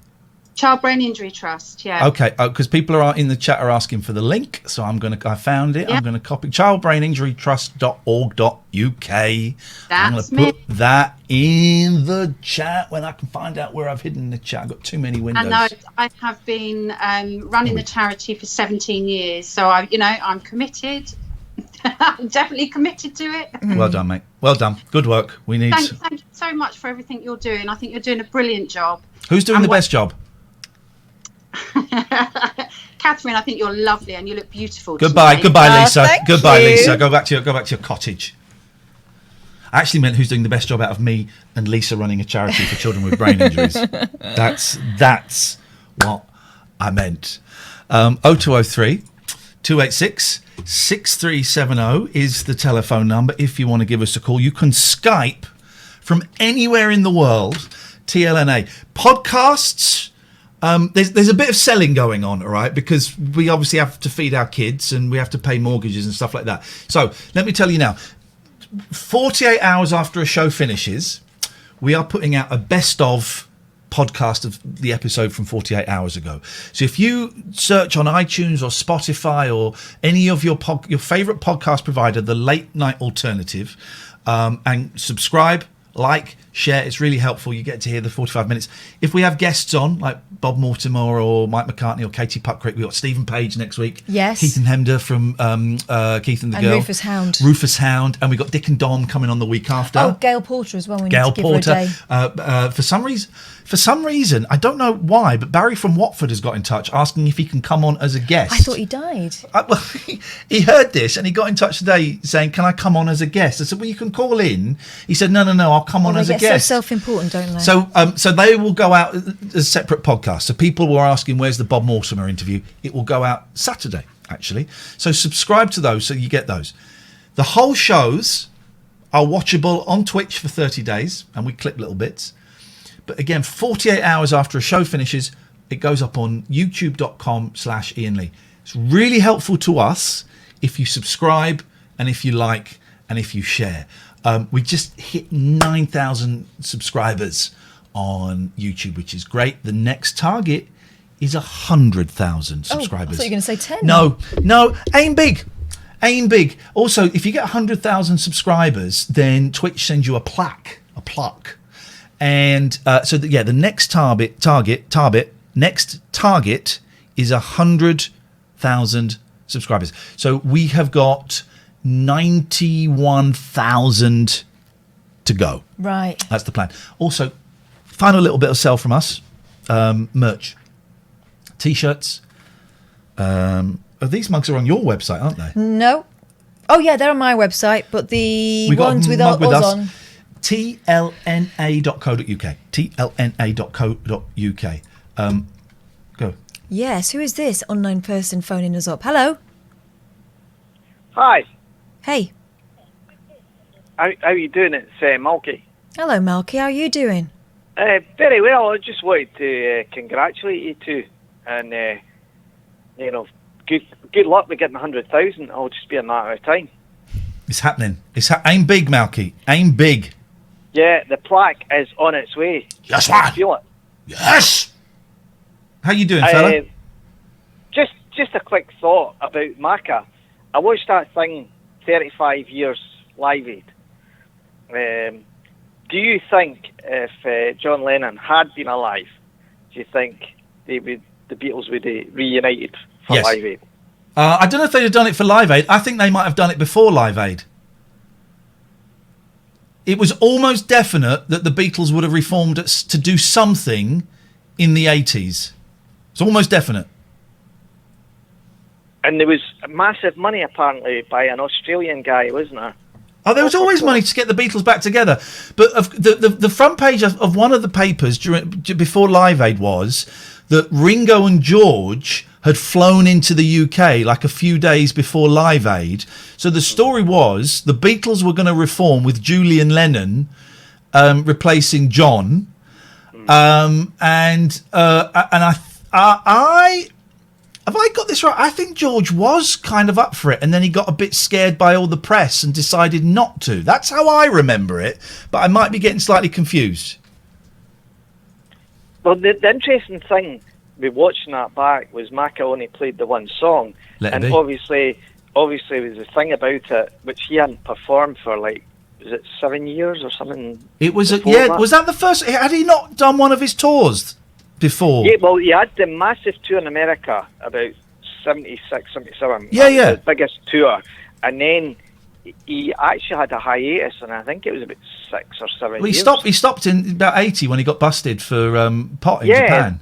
Yeah, and what, obviously, I watched the thing. I tell you one thing, I don't know if you ever saw it, is when Harvey met Bob. I don't know if you ever saw that. No, what's that? It basically, it's actors playing the part of Bob Geldof and Harvey Goldsmith. Okay. And it's brilliant. It's Okay. actually really, really good. I think it's only available on one of these sort of sites now. You just get it where you have to sort of. I know what you're saying, but it's not dodgy or whatever. But you can get it. But it was on BBC initially, but it's fantastic. The thing And I remember, it really shows about Macca and the thing I remember about. I'm going to check that out. The thing I remember about Paul McCartney at Live Aid is that his mic wasn't working for ages, and so he's playing Let It Be for ages and ages and ages. But no one can hear him, and then suddenly his voice cuts in, and the whole stadium erupts.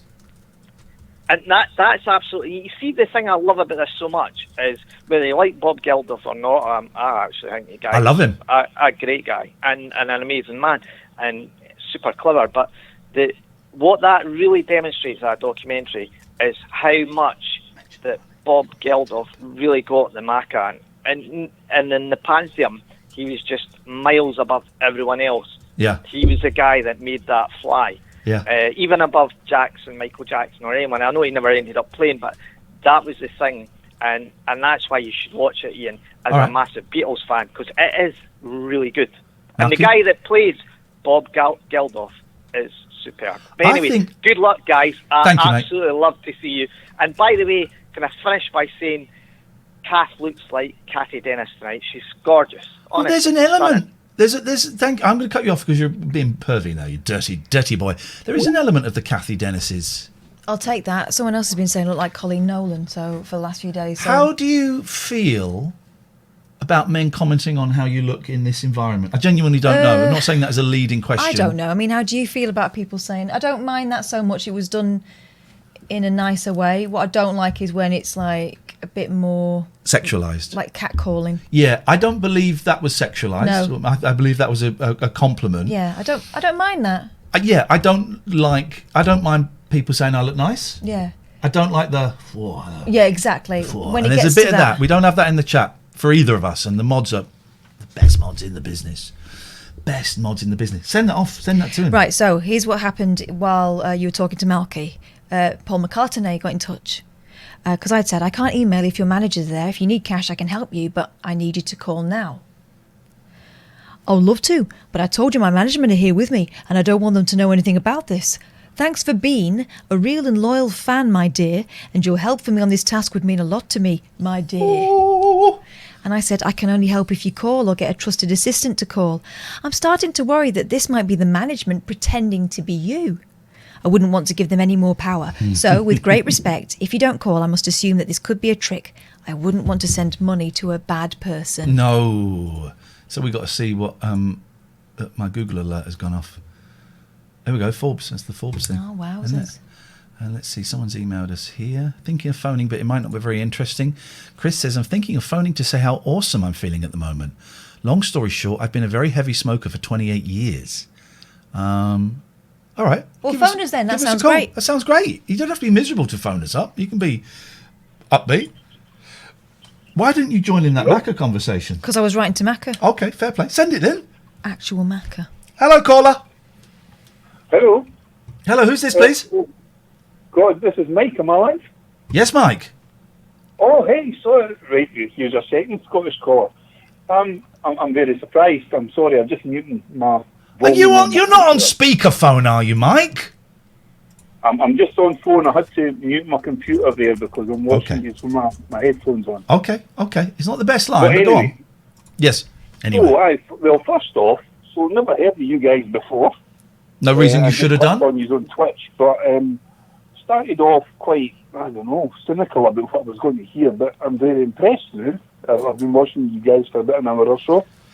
It's been a good chat. When you say cynical, why? What did you think it was going to be? I don't know, because I thought it was going to be one of these things where people just want to get populist, rather than talk about real issues. So that's why I'm impressed, I suppose. Thank you, man. And that's it. And that's what just to say, that's what kind of partly why we got the boot from our previous gig, because we didn't want to play that game. It would be so easy, right, to come on here and say, don't wear masks, guys. It's don't wear masks. It's the government controlling us, and it'd be so easy to come and stir all that stuff up. I was going to talk about actually. Oh, here we go.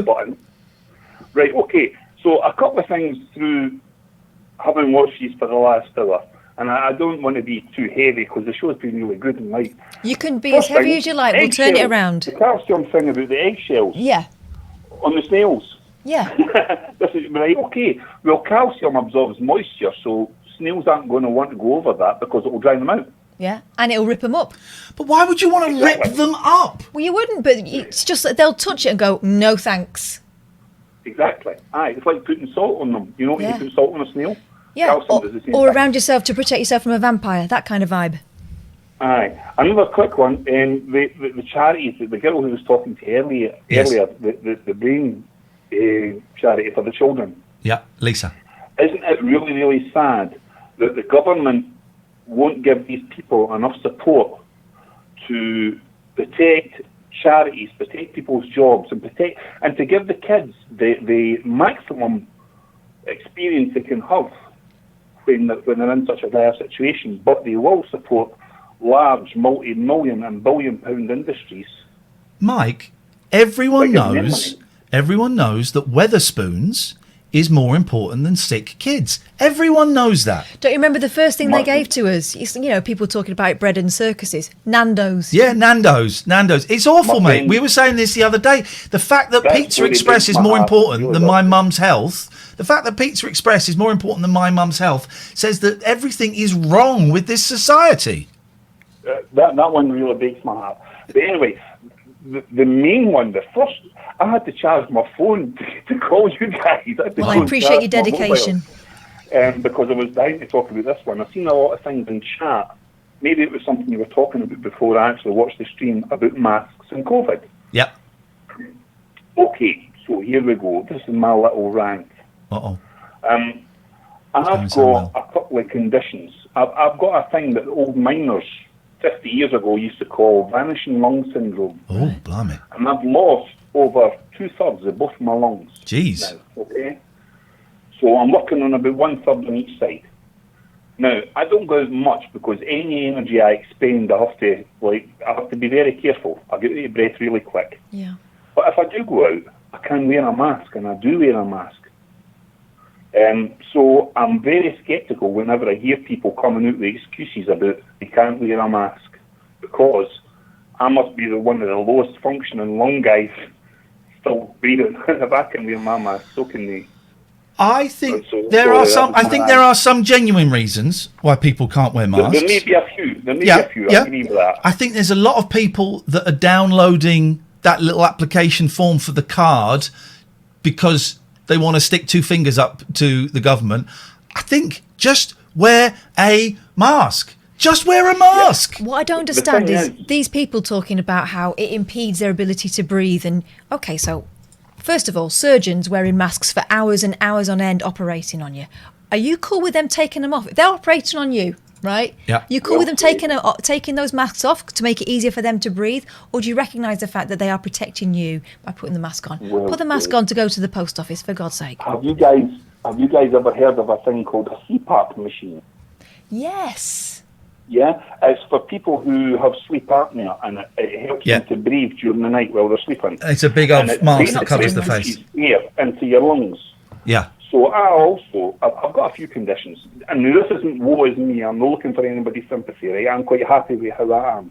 I'm 53. I've got grandkids. I've lived a good life, but I've also got that condition, the sleep apnea thing. Yeah. So they tried the CPAP machine on me, and even on its lowest setting, it pushes air into my lungs so fast that I can't expel that air, and the result is that I blow up like a car tyre. Right? Violet so I have Beauregard. that's just to let you know, I have a real problem with breathing, but I can manage to wear my mask and not have any detrimental effects. There are some websites that are suggesting that the mask is the start of Islamification. Wow. And Sharia law being brought into this country. It's genuine. It was mentioned on James O'Brien today, and he went, I don't believe it. Someone sent him a link, and he went, oh my God. Yeah, there are some people that are already pushing the theory that it's to make us Islamification of the UK. The flaw in that is that blokes don't wear any kind of head covering. Mike, listen, thank you for finding us. Thank you for doubting us and then sticking with it. Thank you very much for my time. Pleasure. Don't mind me cut off. Been very gracious of you to give me some time when... We'll speak to you again. I'm going to cut you off right now. Take care, Mike. What a nice guy. But yeah, I was going to say the problem with it is that Islamic men don't cover their faces, but that's not just the only problem, is it? And this is the thing, right? Some radio stations, some talk shows would go to town on that and have someone on insisting it was real. Come on. There's James O'Brien today. For those of you who are out of the UK, he's kind of a left-wing phone-in host on a station over in the UK, over here, and he was saying, do we do a phone-in where we ask people why they're not wearing masks, or is that the same as doing a phone-in and asking people why they think the Earth is flat? You know, people will phone up and say, well, the Earth is flat because NASA are liars, but we all know they're nuts. We all know they're nuts. Should they be given the same airtime on a serious phone-in show as... Should they be given any airtime at all? But also, by airing it, first of all, you're not going to change their mind. You can get the most scientifically qualified person in the world to debate with them, but they are going to tell you that the facts are not facts, and that their feelings are true, and that they are not going to believe any of the stats given because it's all a conspiracy, right? So it's not going to change their minds, and someone listening might go, all right, yeah, that makes sense to me. So really all you're doing is giving credibility to Flim Flam, aren't you? Flim Flam. Let's say hello to a few people in the chat. We got Mr. Paridolia. I would love to see Tommy Boyd on for a chat. Yeah, it's not out of the realm of possibility. He rang me up the other week. He did, and he texted me, and I texted him. Anyway, I didn't ring him up. Dave, Bob Ave, Barty Fufkin, Fake Sheila, Falcarian 92, Victor the First, Chris Rogers UK, Barry Pickles, Lance is one of the mods. Lillian Daddy. Lillian Daddy said the Earth isn't flat. What? Do follow. Next week we're standing on our own two legs. We get taken off the front page of Twitch. Yeah, we might disappear without a trace. We might disappear. We're here for a year, right? We're signed up to this for a year at least. If it goes well, we're here forever. But if it goes badly, we're here for a year. So please click follow. Then click the notification. If you want to subscribe, that would be wicked. And if you've got Amazon Prime, you can link your Amazon Prime account to your Twitch account and you can subscribe to us for free. We get a $5. It's a $5 that you would never be able to spend. And it doesn't cost you a penny. It comes out of Bezos's pocket. Or if you want to subscribe, we're still trying to find a way. And if anyone can help get my head around this, email me, please, on the email that's coming up on the screen. We really want, for tier 3 subs, we want to do a once a month, 30-minute private Zoom meeting that we'll probably record and put on YouTube, a production meeting, where all of the tier 3 subs come into a Zoom, are invited to a Zoom meeting, certain time, certain day, and we spitball, and we have ideas, and if they have good ideas, we'll put them in the show. But I don't quite know. Thank you for the bits, Katie. I don't quite know. Right, I clicked my back. I heard it click. That was my breastplate. What's it? Hang on. Shh. That was my bum. I don't quite know how to do it. It's a little bit tricky, so... We'll work it out at some point. Let's just hope it's not a month before the end of this run. Twitch are giving us a few quid for doing this, right? It's a few quid. We're not Twitch millionaires. We ain't Ninja. It's a few quid. But we're doing... Especially because we split it between the two of us. We split it 50-50. Twitch are giving me a few quid. And I said, well, that's great. Can I bring my friend along and we split it 50-50? So that is what is happening. But we have to do a few side hustles. We've got the merch. I've signed up to that Celeb VM. Oh, yeah. Yeah. Have you seen this? I haven't signed up to it yet. I've got to film a little thing tomorrow. I retweeted something earlier on. That's what got me to do it. Yeah. Clinton Baptiste. Someone's reaction. This is what it was a tweet that went something like, this is what happened when my friend saw the message you recorded for her. And she was beside herself, laughing her head off, wasn't she? So I always thought these things where you get celebrities to record bits and pieces, I thought, it's a bit naff.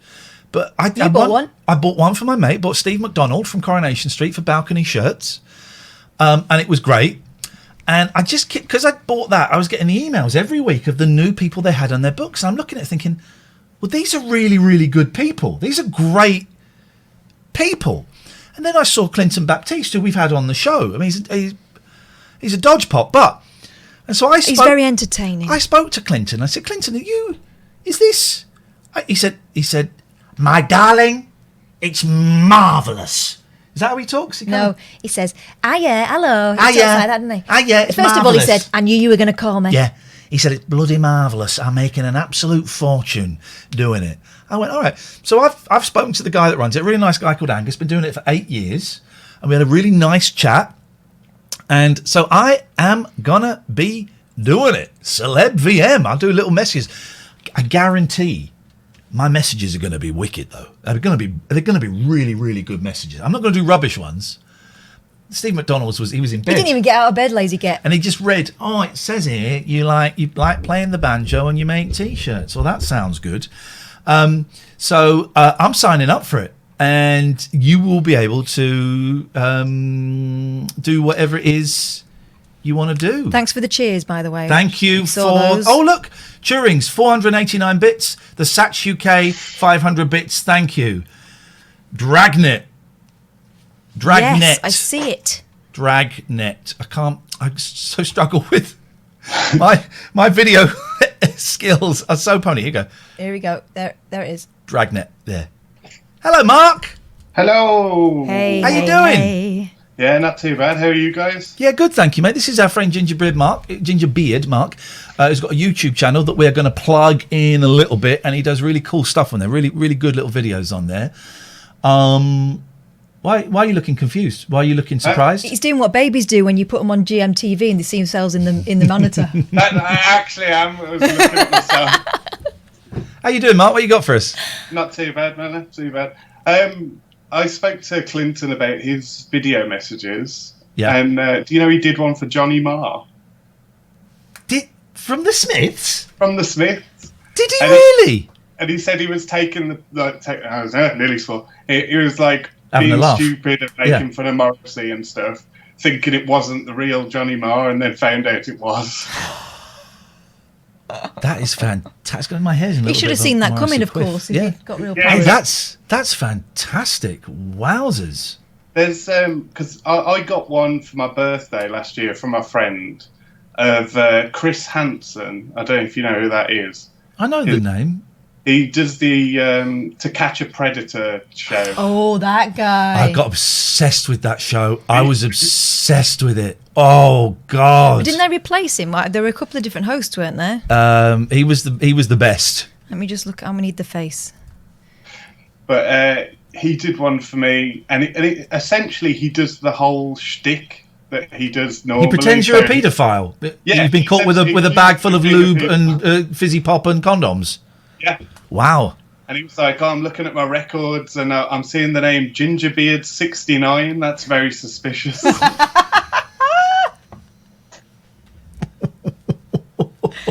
Gosh. But yeah, I think the quality of the people has gone up since COVID because everyone's at home and not making any money. So yeah, it's the Steve McDonald one was like the laziest thing I've ever seen. Yeah, that's what made it so funny. But it was because you have to write down a few facts about the person, and it was just literally him in bed. He'd just woken up and was just reading the facts. And I made from that day on, I vowed if I ever signed up to this website, I would perform. I would perform. At least get out of darlings. bed. Yes, exactly. Have a wash. Exactly. Mark, stay there. I'm going to come to you in a second. We just have to do a little bit of business. We do. We've got to do some business. We've got to talk about the Somers Waste Solutions. Right. .com, boys and girls, and that's right, cats. More than one. That's Bob the cat who Yep. arrived there some time ago. Yep. He's since invited a mate round, and together they are kind of the official mascots of Yes. Somers Waste Solutions. Yep. Family-run business, very flexible. You one-stop shop for any kind of waste management job you may have, no matter how big or small. You talk about, they can get you a skip. Yeah. They can give you advice on kind of compliance when it comes to the legalities of it. Yeah. They do it all. They do it all. Super flexible, and they guarantee you that there'll be great value as well. All your waste, all in one place. They've been doing this for years, so they know their onions as well. They'll get rid of your onions. Yeah, they do food. If you would like SommersWasteSolutions.com to get rid of your onions, God damn it, that's exactly what they're going to do. Here's a list of some of the places they work at: schools, leisure centres, pharmaceutical companies, food manufacturers, corner shops, car dealers, hairdressers, pubs, from the large multinationals down to the smallest, tiniest little nail bar. Yeah, they're confident they can save you money. That's what it's all about. They'll save you money and they'll decrease your carbon footprint. And there's Bob the Cat. Gregorian, Emerson, Family, Law, Solicitors. I think I'm disappointed Jerry hasn't called in to do the advert I know. for them. Well, I think he peaked yesterday. That's the problem. Basically, these are really nice people. Richard Gregorian has been a listener to the show for years. He has helped without breaking any confidentialities. He has big up the Gregorian. He has helped so many of our listeners behind the scenes. He's very tactfully got in touch and said, "Oh, that person you just had on, if they would like a free I'll have a chat with them. I'm totally up for doing that." And we would then approach that person and say, "Our friend would you like to?" And we put them in touch. And he sorted out. He's not going to do this for you, right? But he sorted out a lot of people as a favour because he's a fan of the show. And he doesn't quite know how to contribute, so he helps out some of our Tell you what he listeners. will do. He'll have a chat with you and see if he can help you out. Right? That's free. Family law, it can be a flipping minefield. It's a difficult situation anyway, and some solicitors will make it even more difficult and sort of start the he said, she said, and do you realise you can get more out of her if you push her that way? Or he doesn't get involved in any of that stuff. What he's trying to do is to get you through a really difficult patch in your family's life and get the whole family through it, even the people that he's not representing. Big up the Gregorian! He represents as many mums as he does dads, unlike some companies, and he will cut through the jargon and make sure that, he's not just taking a look at your finances. He wants to make sure that psychologically everything is covered. gelaw.co.uk, gelaw.co.uk, gelaw.co.uk. You can do it right now, please. There we go. Mark! Hello. There you go, sir. What you got for us? I was phoning to plug my latest YouTube video, if that's okay. Oh no, mate! Of course it is, because I believe it's a real talented young lady that you have got on the show. I'm going to find the link. You two talk about it. It's actually a haggard old woman, isn't it? Tell us more. I would never say that, Katherine. It's me from my dining room table trying to keep desperately trying to keep my kids quiet. I'm watching it Sunday. You are on our featured channels, by the way, on my YouTube channel. Oh, thanks. If you click on my YouTube channel, then you are the only featured channel, Gingerbeard Mark. No, don't click unsubscribe. How do I go on? There we go. There we go. I'm going to post the link. Let's look at the stats. Let's just look at the stats, because you've had some great people, right? Dom Jolly and Sam Cadman, separate interviews. Yes. Dom Jolly, 934. Sam Cadman, 366. I would suggest he's perhaps the more interesting of the two, but that's personal opinion. Alex Lowe, 339. Don't know who that is. Catherine Boyle, 180. It's only been up 5 hours ago. Ian Lee, 1.1 thousand. All by himself. Oh. But then, and I felt bad because Dom Jolly's he's a big old turn. I thought, he should have. But then I go down and you got a few that you got quite a few thousand on some of them. Yeah. It's a strange business, YouTube, isn't it? Today's guest. It's so weird what goes popular and what doesn't. There's a video that I privated not so long ago, which is me going to the lake where they used to film the Teletubbies. Oh, yeah. And when I privated it, it had 135,000 views. Wowzers. But it just didn't represent me anymore, so I just wanted it sort of gone, even though it was really popular. There we go. The link is in the chat now if you want to go and look at that. And go and subscribe to the channel.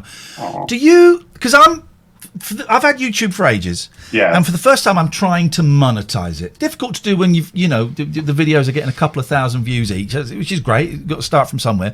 But I've been reading up about tags and how to order the tags and how to phrase the tags. I've been playing around. I've been watching a lot of YouTubers with my kids, like Ali A and FGTV and stuff like that. And I've been copying their really kind of crass, over the top thumbnails. Yeah. Are you, and answer as vaguely as you would like, are you making money out of YouTube? No. No. Nothing. I was for a little while, and then they changed the rules. Right. But they changed the rules twice. Like, almost feeling like it was to beat me down purposely, because it was anyone could make money on YouTube as long as you got views. Yeah. And I got up to about £6 or something like that. Right. But you needed to make 60 quid to withdraw it. Yes. So that was sort of like my silly little goal, was to get my 60 quid out of Google. But then they changed it so you needed 1,000 subs.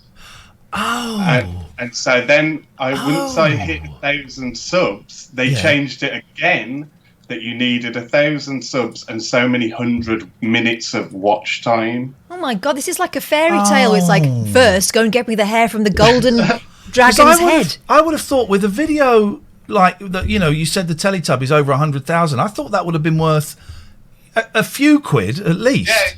Yeah. I think I worked it out once that it would have been like a couple of £100. Yeah. So how much? How you need 1,000 hours of what? What do you mean watch time? It's. I think it's 400 hours of watch time or something like that. People have to. What you have to have uploaded 400 hours, or people have had to have watched 400 hours. Yeah. I know they changed it a lot to kind of scupper people like Prison Planet and right-wing idiots like that. But I didn't realise they made it difficult for, kind of small indie filmmakers to... Yeah, basically. How close... What can we do? It's just for people to watch the videos. But I don't know, man, because I've got a day job. So it doesn't... The money thing's not an issue for me. I like making stuff and I like talking to people. Can I pause you can I pause you for 1 minute and 22 seconds and watch a video, one of your videos? Because it's Dom Jolly talking about the 11 o'clock show. Oh, how interesting. And I've not seen Dom talk about the 11 o'clock show, so we're going to go and have a little... I'll put that up there so we get our thing. Let's have a little... This is one of Mark's videos. This is, Dom Jolly talking about the 11 o'clock show. Question then. Okay. Who's the most famous person apart from myself, obviously, that you've interviewed? Iain Lee was the first person I did. That's why I said yes, actually. Really? I looked at the thing and I love Iain. I thought it was good enough for Iain Lee. It's good enough for me. Yeah. Iain's been very kind to me over the years. Guy. So, wow. Also, I get very bored before my shows, so it's nice to have a chat. So it's good. Because you started on the 11 o'clock show, didn't you? Well, I didn't want to do the 11 o'clock show. I started on the Paramount Comedy Channel, just making little stuff that was more political. And we were like annoying Tony Blair and Peter Mandelson and doing that sort of stuff. And then Channel 4 saw it and it was about to go to Trigger Happy. And 11 o'clock show started. And they literally said, if you want a show, it would be politically good if you go on the 11 o'clock show. I fucking hated the 11 o'clock show. I'm not a sort of clubbable person. I don't really like other comics normally, particularly. And most of it was shite. I mean, Sasha was great on it. Ricky Gervais was all right. Iain Lee was good on it. But most of it was a bunch of crap. Having said that, it was an amazing place for everyone to start and just get an experience of doing that. Yeah. A lot of it was crap, but who cares? It's like that's where you learn to do stuff and make mistakes and things like that. So it was a really good opportunity. And if you look at all the people that worked on that went off to do stuff behind and in front of the scenes, absolutely amazing. But my bits were pants.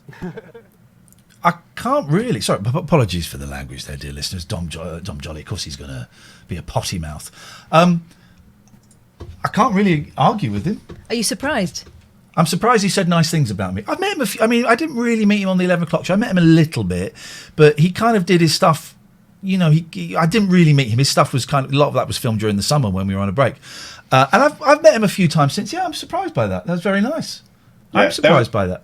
There was a bigger chunk where we talked about you, but I took it out because it just became us chatting about you for a while. But it goes on longer. Nice one, man. Well, that's made my evening. Thank you. Yeah, well, I think I DM'd you that night when I got back from filming it because it was so nice that he said, "Oh yeah, I said yes because of Iain." And it's like, I remember you mentioning that. I'm watching the chat with Katherine for Sunday. That's part of my Sunday. I got nothing. I got busy college day tomorrow, so Sunday I'm doing nothing. I'm going to watch some movies in bed. I'm probably going to watch Katherine in bed if that's okay with you. You're going to watch me in bed? Yes, I've built a little ladder. I'm going to look through your window. I don't think we put that video out, did we? What's the plan, Mark? Is there a plan? Make money out of it, live off it. That would be nice, wouldn't it? Yeah, Lamborghini and no. My plan was at the beginning of the year was to make 12 interviews that I was proud of, one for each month. And I interviewed Gail Porter in January. Gail's coming on the show. We love Gail so much. She's brilliant. The one thing I will say is what Katherine said last night about Bob Mortimer, where he's such a nice person that he starts saying something sad and you're still smiling, is I found that with Gail. Yeah, she is. She's delightful. Yeah, and she's so nice. And I was sat there smiling, and then suddenly she was talking about something sad, and I'm like, oh God, I'm still smiling. Yeah. But yeah, and then Dom Jolly in February, and then at the end of the Dom Jolly video, I say, "Oh, good luck with your tour," and he goes, "What could go wrong?" Kiss Isn't of it death. a funny old world? Isn't it a funny old world? I didn't do anything for months, and I just felt proper. What's the point? And then my mate Rob gave me like a bit of a kick up the arse, and that's where all these Skype ones have come from. And thank you both for being part of it. It's a pleasure. I genuinely think you're brilliant. When you came in and filmed us in the studio, it's because I watched. You had some of the Sunday Wonders up, didn't you? Yeah. And I watched it, and because a lot of people come in and say, "Can we interview you? Can we film you?" And okay, yeah, sure. But I watched yours, and it was genuinely brilliant. It was genuine. It was like, oh, okay, no, this guy's good. It ain't some kid that wants to come in and film us, which is kind of cool as well. But this guy's good. I'm a big fan, so I'm happy to help out any way we can. It's just Gingerbeard Mark on YouTube, right? Yeah, Gingerbeard Mark, or gingerbeardmark.com takes you straight to my YouTube channel. Beautiful. I'm posting the link to Kath's again. There we go. Matty has just put the link to the channel. Go on and subscribe, man. Honestly, I am finding out. As someone who's had a YouTube channel for years but never really done anything with it and is now trying to monetize it, and I can tell you in the last in fact, Katherine, let's just go and look at how much money my YouTube channel has made. Where do I go to analytics? In the last 28 days I've made £29.23, 23p, which is is actually it's like a bullseye prize. We'll have to count it out during the break. Yeah. So I know how important even just having subscribers is, and the thumbs up, clicking the thumbs up, the thumbs up, that really makes a difference. So if you can do that for Mark's channel, that would be wicked. Yeah. I'm going to cut you off now, Mark. Okay. Be careful. Gone. He's gone. I've had a response back from Macca. Be careful. What was he going to say? Be careful of any response from Macca. He will kill you. All I'm needing you to be able to take care of the delivery fee of the briefcase from the security company to your home. Mind you, I want you to please be secretive concerning this to avoid imposters. And if you cannot be, then I cannot work with you. So this is a man who put this on his main page of his Twitter. Say, I can do that. Call me now. Let's sort this. We can work it out. I can't play these games. I cannot play these games. Click follow on the channel. Click to be notified as to when we are on next. Do sub if you can. If you sub, you miss these. So I've just fired a 2-minute advert off. I'm not sure the adverts are working, so you might be getting. Apparently depends where you are sometimes, doesn't it? It can be regional, yeah. It can be regional. But if you subscribe, you won't get the adverts. It's as simple as that. Thank you, Jen, UFC Boss, for the 400 bits. John, Fun 7 Gaming for the subscription. Sam K for the subscription. Matt, the Bionic Bear UK for the subscription. M's a lot for the 400 bits. 20 Dino 48 for the sub. Thank you. It's appreciated. Feeds my kids. Feeds one of my kids. Feeds my favourite. I mean, we alternate, don't we? Kid. That'll be fine. Producer Tobe says lots of love for Mark here. Mark who? Gingerbeard Mark. Oh, Mark! How quickly you forget. His name is still on the screen. Show business, you see. Hi, darling. Who's that? I'm getting a bit worried about Macca. I don't think he's real. My memory is terrible. C'est un terrible. Yeah. Hey, it's a good show tonight. We're getting there. More relaxed. Mm-hmm. A lot more relaxed. Relaxed. Yeah. Tell them about your latte and your dietary experiences. So going vegan for a month, and it's day 5, and I made a lovely moussaka It was nice. The lentils were a bit dry because I didn't put enough water in. I needed more sauce, but nice, and I got enough left over for lunch tomorrow. Also, the next time you do it, you know exactly what you need to do. Exactly. And I had to go to see my mum. She's in a care home. In the care home, we were able to visit her for a bit, but then they've locked the care home down again. I think there's a suspected case in there, so they locked it all down. So I couldn't go in, but they said, she needs some money. So I went and took some money over there and had to... Oh, yes, I went and took some money over there. And I wasn't allowed in. I had to phone them and say, "Hi, it's Iain Lee here.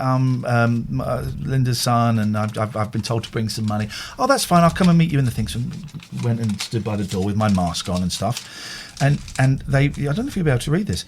So the lady said, "Do you want a receipt?" I said, "Yeah, I probably should, because Mum had some stuff stolen there once." And so she wrote down, I don't know if you can make the name out on this. We're having trouble with the focus at the moment, so probably not.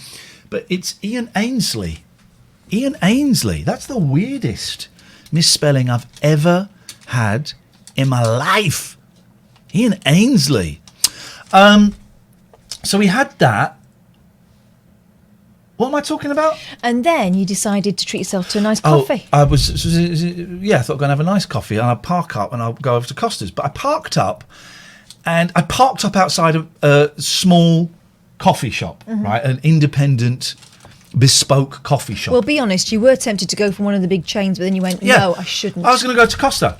And when I pulled up, that's what the plan was. But I parked up outside this coffee shop, and I thought, well, let's help a small indie business. I'll go and get a coffee from there. Now, I'd only just found out you can get lattes without milk in, because I'm doing this vegan thing. Despite the fact that I've not been drinking milk with you for about 5 years when we go out. So I thought it was soya milk, but they had I went in and said, with my mask on, "Do you do soya lattes?" And he said, "Yeah," but it's called soy. So I'm a soy boy, by the way. I'm soy boy. Literally. I'm proud.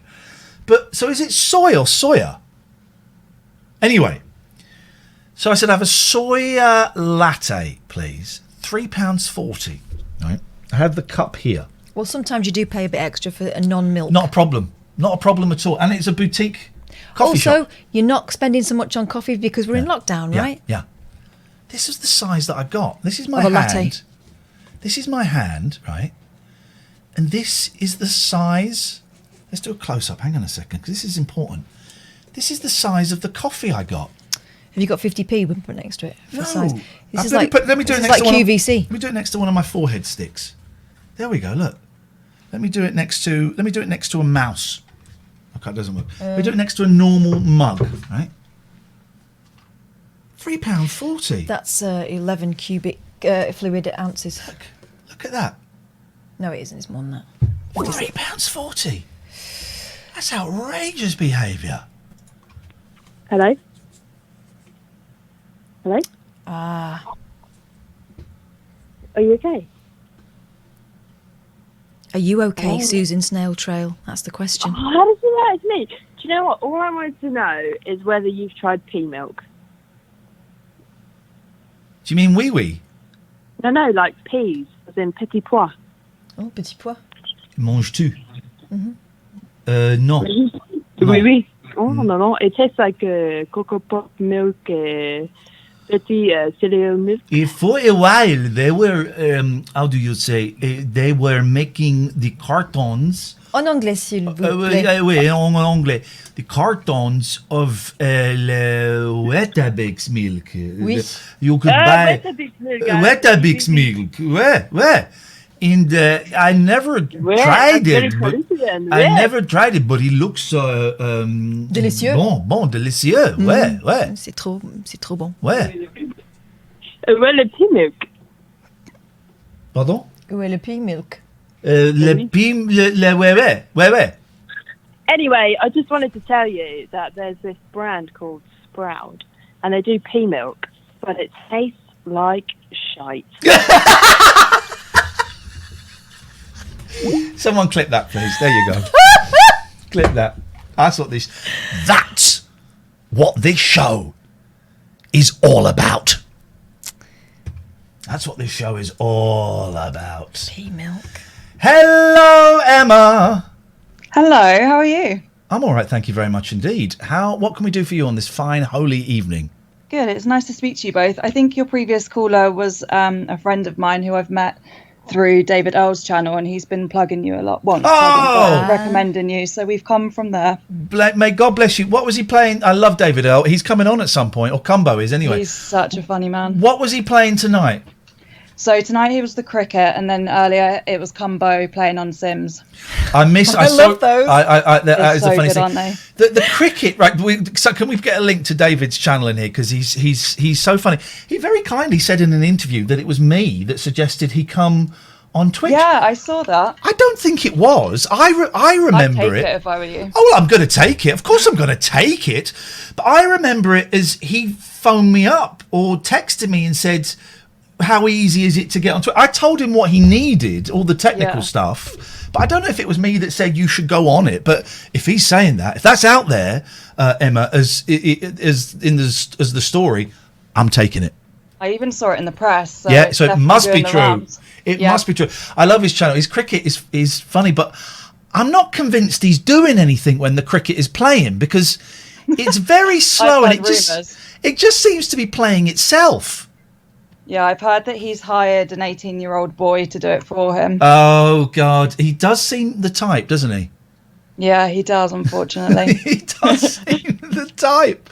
Well, I'm glad I found this through him anyway, so... Hey, nice one. Well, thank you. And we're going to get him on at some point, and I'm going to hopefully watch him over the weekend. I missed his... he was doing a charity stream last week. Was it for the NSPCC? Who was it for? It was for the Children's Society. He did one with another gamer, Kurt. The Children's Society. Thank you. I was away at the time, so I missed it.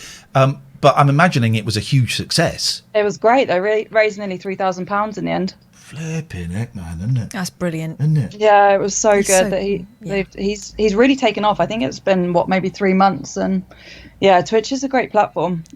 It is actually some really good stuff has come out of COVID, perversely enough. And one of them is that a lot of people, including David, but a lot of comedians have moved over to Twitch, not just to play games or to play games like David is, but in their own... kind of ostensibly, but actually it's not, is it? Him, Cumbo playing The Sims is Yeah. just one of the funniest things, man. I'd watch a movie of that. It's just a delight. It really is. It's so and funny I think and when he played as upsetting. Brian as well, there's not many people who could play as a man with a gruff voice with a pink wig on playing a farming simulator. Yeah, I I love it. Do that. You want to Emma, send him my best. I'm hopefully, I don't know if he's Will on this do. weekend. I'm going to try and get some David Earl action. We'll post. I think we've posted a link in the chat because he's brilliant.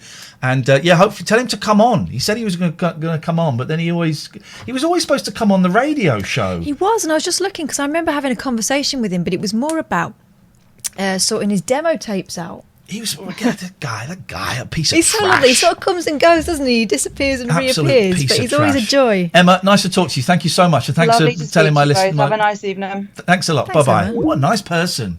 This is one of the good things about Twitch. Yeah, we had some idiots this week. The idiots will come and go. There's not a lot we can do about it. Fastest cut-off finger in the West. Fastest cut-off finger in the West. And you will know... Oh, sorry. Me and Kath will both... You'll see, like, our ears just stick out just like a little bit. You've got to look really carefully, but they'll stick out a little bit when we got someone who's probably trouble coming on. Yeah. But we're putting a phone number online and saying phone it. So of course we're going at night. Of course we're going to get during lockdown people. But one of the where is my shirt from? It's from Gap. Probably all my clothes are from Gap. One of the nice things about Twitch is you will find lovely little communities that develop, and they can be really small, like 20 people. I was watching I was playing a racing game with Monkey Boy and a few people. 20 people were there. Magic. And some of them have got thousands, like we have nearly 3,000 at the moment. Limmy gets around 2,000, but there's a community and there's a loyalty to each channel. Oh, that raid we did last night, I think they might have whispered to me again, because I see I've got a whisper. That was strange, wasn't it? If anyone stuck around for the raid last night, we kind of found this guy who was doing a quiz, but it was a silly quiz. It was a silly quiz. Yeah, it was it's a fun lovely. quiz. It was, what do you do if you find a badger up your chimney or whatever? So it was daft. And then he started to get loads and loads of you going in. Well, 1,000 people went in. You could see him getting more and more excited and a little bit sort of taken aback. And then all of a sudden, he's got someone talking in his ear saying, Yeah, okay, we're going to have to end the stream. And he had to hand over. It seemed to be some sort of collective, didn't it, that operated this the is stream like a together? nice little sort of TV station. Everyone's got their own show, and it went to a guy playing a hardcore Happy House. But they messaged me. Just wanted to say thanks for the host. We really appreciate it, and sorry about the technical difficulties. But again, thanks so much. We are still in shock. Lol. The raid. I said, my pleasure. I hope we didn't ruin anything for you. It was all done with love. He said, not. They said, not at all. We appreciate you bringing some love our way. Good. All right. Okay. And this random British dude sending a nice message. So it's a lovely way. And this is what. So if you stick around to the end of the show, we raid. We go and find a channel that hasn't got many viewers, that is probably a little bit geeky, generally not playing video games, although I'm not against it. Maybe we'll see if there's anyone playing like an old retro game tonight. Maybe we'll see that. Let's have a look. And we just go and raid them. And it sounds very aggressive, but it's not. It's lovely. And if you like them, you click follow. So you kind of then know you can get to see them more again. I tell you, I wonder if Black Mario's on tonight. Black Mario is something else. Is he on tonight? No, he's not. Oh, look, there's our mate. Yeah. There's our mate. There's no Black Mario tonight. Okay, we'll raid him at some point. He's a black guy, dresses up as Mario, and plays Nintendo games. Some channel. Some channel. It is, and he's a really, really funny guy. Makes me laugh a lot. I bought a T-shirt, bought some merch off him, so I'm going to be wearing that next week. But it's good. And how are you? It's the end of the week one. Yeah.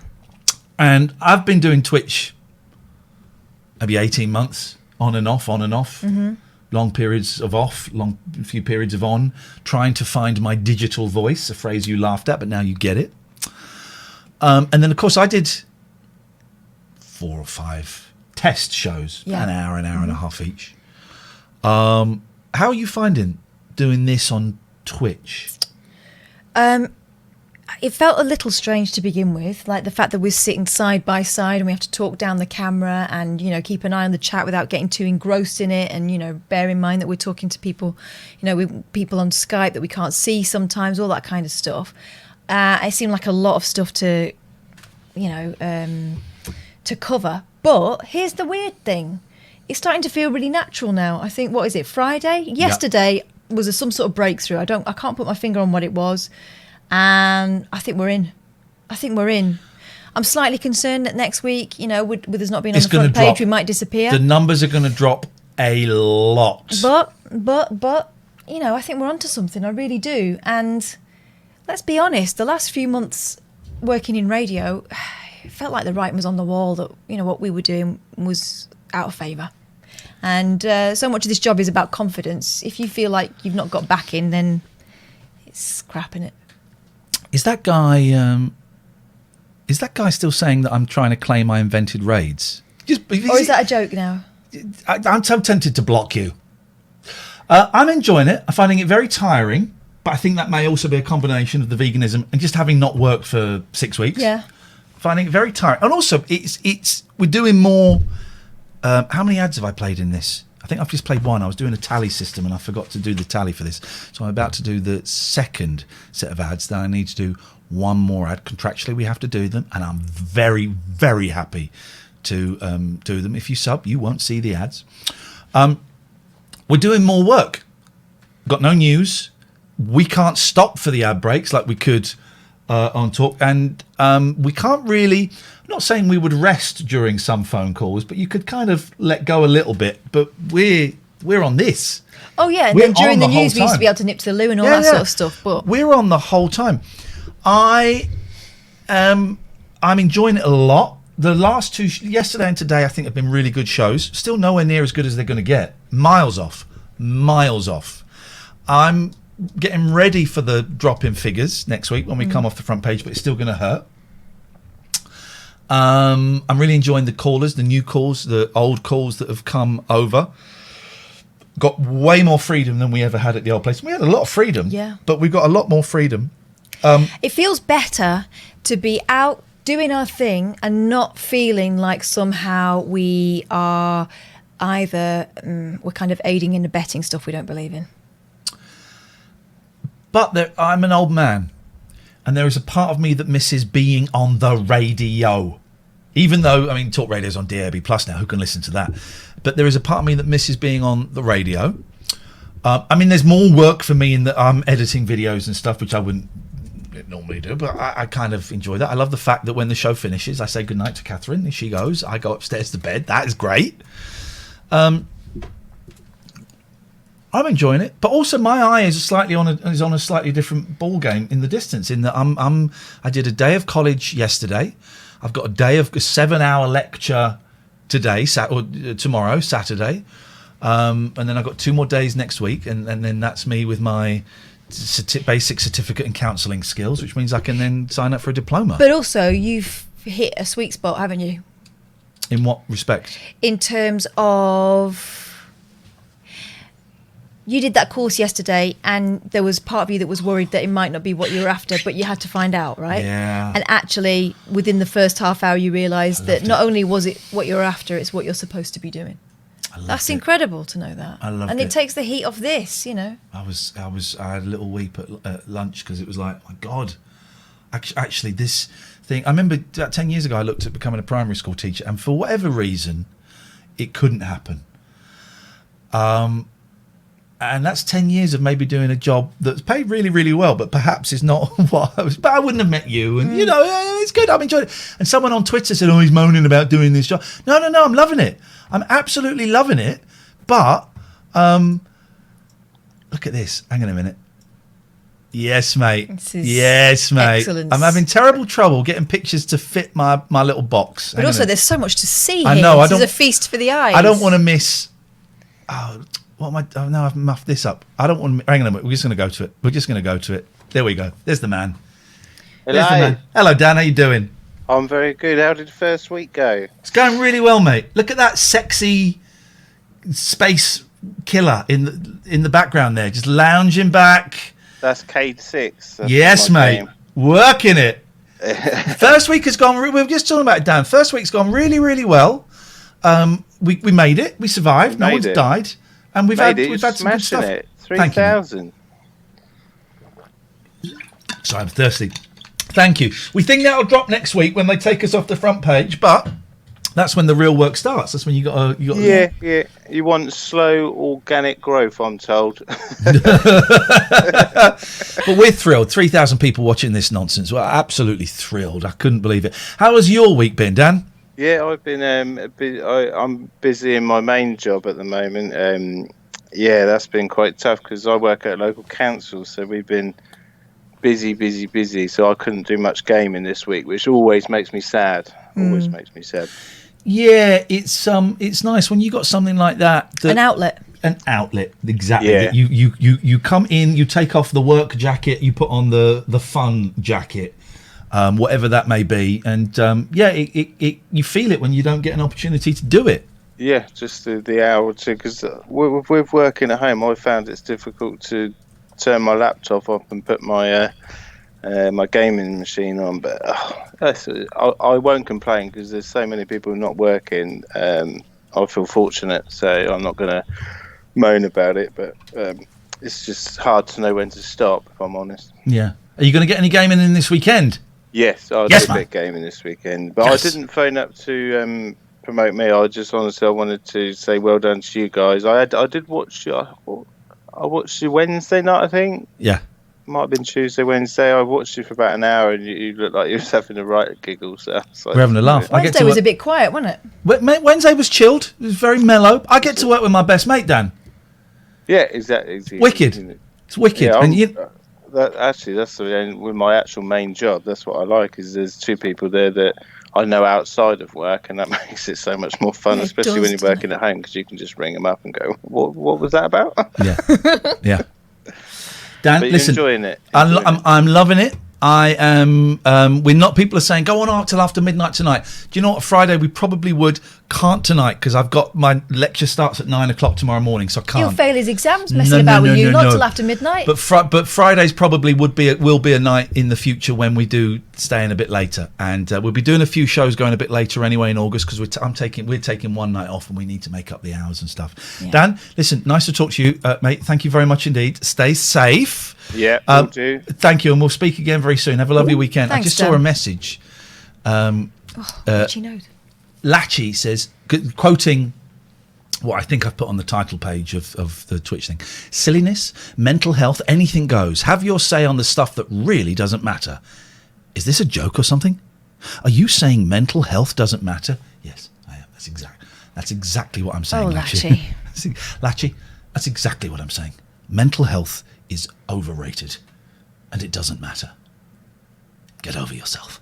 David L just subscribed. No! Booyah! I was about to ban him. I was about to ban that guy. David should not be... Oh, no, he should be subscribing because I think I've subscribed to his channel. Well then, quid pro quo, David, Clarice. then in that case, you shouldn't have subscribed. We should just give each other a fiver. Keep a fiver. That's it. Do you ever do that sometimes? Confuse a V and a the. A fiver. A fiver. I do that very often. I do it a lot, and I find it the most embarrassing thing in the world. Thank you, David. My youngest used to really confuse F and th. So she used to say a finger and a thumb. And I've got a video somewhere, I'll show it to you. And it's of her tiny sitting at the dinner table, and the table's up here like this. Yeah. And I'm saying, okay, now, put your tongue behind your teeth and say thing, and then go and that's furry thing. And she goes, furry thing. And it goes on for ages and ages. And she gets the noise and then she'll switch it to the wrong thing. She was about 3 or something. She wasn't even that. She was tiny. But yeah, furry thing. And sometimes when she was really little, I used to sort of think, what's she saying to herself over then? She was practicing furry thing.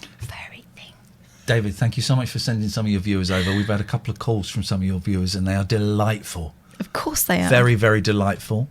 That person just tried to... we don't allow swears. Hello, Sats UK. Hello, Laura. I don't really want to say on here. If you message me, I'll tell you, but I don't really want to say on here. And then the guy was furious. What the F? Because I'd said that mental health doesn't matter. Yeah, you guys are terrible people. Okay, well, here's a little, I don't know, maybe a suggestion. Because I'm not going to tell you what to do and how to run your life. But before you jump in, why don't you just have a watch and sit and sort of check the mood of the room? I'm not saying... Get out of here. It's just that, I don't know, you might have misjudged it. Yeah. But and we don't want you to look like a Wally. I don't think you want to look like one either. Don't look like a Wally. Everybody sucking a lolly. Don't look like a Wally. Everybody sucking a lolly. I've just seen the face. Oh, okay. Speaking of which, I've heard back from Macca. Do you want to hear? Don't go sucking a lolly. Okay. I can only help you. This is my DMs. I slid into... You're talking to Paul McCartney. Paul McCartney, whose Twitter handle is, for some reason, Jarul. Right, so what he's trying to do is get a briefcase with $70 million in it delivered to my house for safekeeping because his management cannot be trusted, right? Which sounds completely legit. So I've been DMing him. Let me just say, of course I'm not serious about mental health. Go and do it. If you want to do a little research, go and do it. I am. Me and Katherine saved a guy's life, all right? Of course I'm not serious about the mental health. I'm one of Britain's leading advocates of talking about mental health, okay? So thank you very much indeed. Okay. But we also have a laugh, and that is allowed. Okay, so all I'm needing you to be able to do is take care of the delivery fee of the briefcase from the security company to your home. Mind, I want you to please be secretive concerning this to avoid imposters, and if you cannot be, then I cannot work with you. Gosh, it sounds like he's gonna withdraw the 70 million from my care. I said, I can do that. We can work it out. Call me. I also need to let you know that anything you spend on this will be repaid back to you with a 20% interest. If this is acceptable. Paul McCartney she's talking to. Doesn't sound like him, but apparently it is, Ja Rule. If this is acceptable, get back to me. I'll need you to get back with your name, address, and cell number. Do I tell him? Do I hit him with a zinger now? Yeah, go on. Because I'm writing a Calypso song. Okay. My address. My name.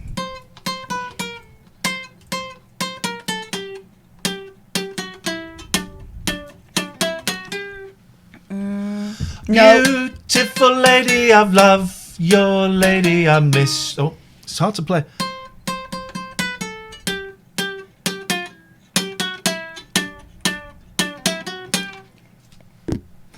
Beautiful lady I love, ukulele I want to make love tonight.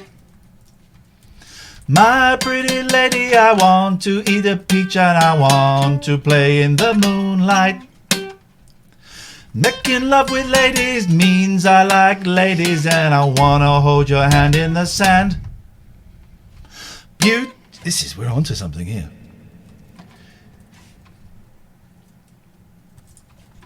Beautiful lady I want, lovely lady I want to make love in the sand. Such a lovely lady, you're driving me crazy. I know that you're gonna hold my hand. Oh, beautiful lady of the island, drive me crazy. We're on a lovely island tonight. Singing all my love songs, playing all my love songs, making sweet love tonight. All together now, all the little children huddle round like babies. Sounds a little bit weird actually singing about making love on an island and then it's children. 1,000 bits from Oddjob83. Thank you. Happy birthday. 37 on Sunday. 37 on Sunday.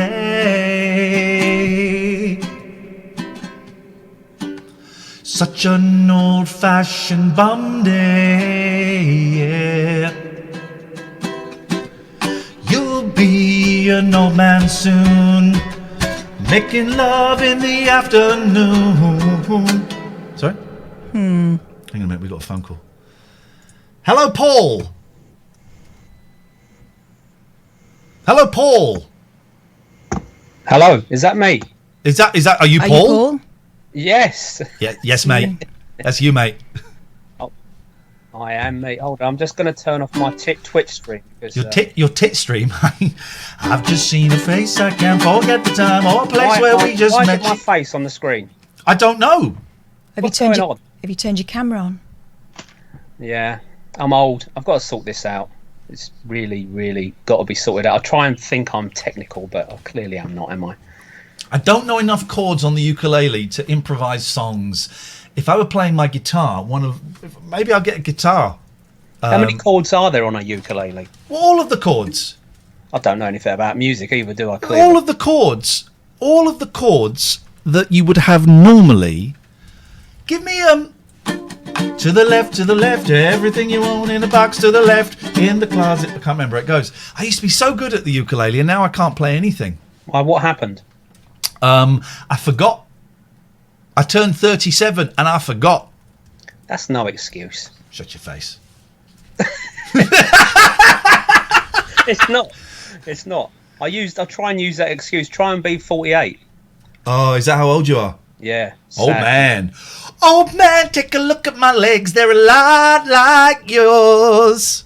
You say legs. I've got these strange little veins sort of appeared just under my ankle that like old people's veins. You're dying, mate. It's horrible, isn't it? What do you want, Paul? I just wanted to say hello. I'm a first-time caller, long-time listener. Oh, flip! I've got to find my bell now. Hang on. I mean, Done.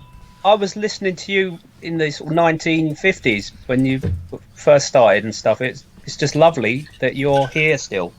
I thought you were gone for good. No, mate, never. Well, in 3 years, I'm gone for good. I thought the fascists had got rid of you on talkRADIO. No, sir. Forever. No, sir. We will fight them on the beaches. I mean, do you think Julia Hartley Brewer will end up on Twitch?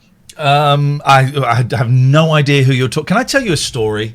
Yeah, go on, please. The year that I did I'm a Celebrity, Yeah. she'd also had a meeting to discuss being on I'm a Celebrity. Oh my God.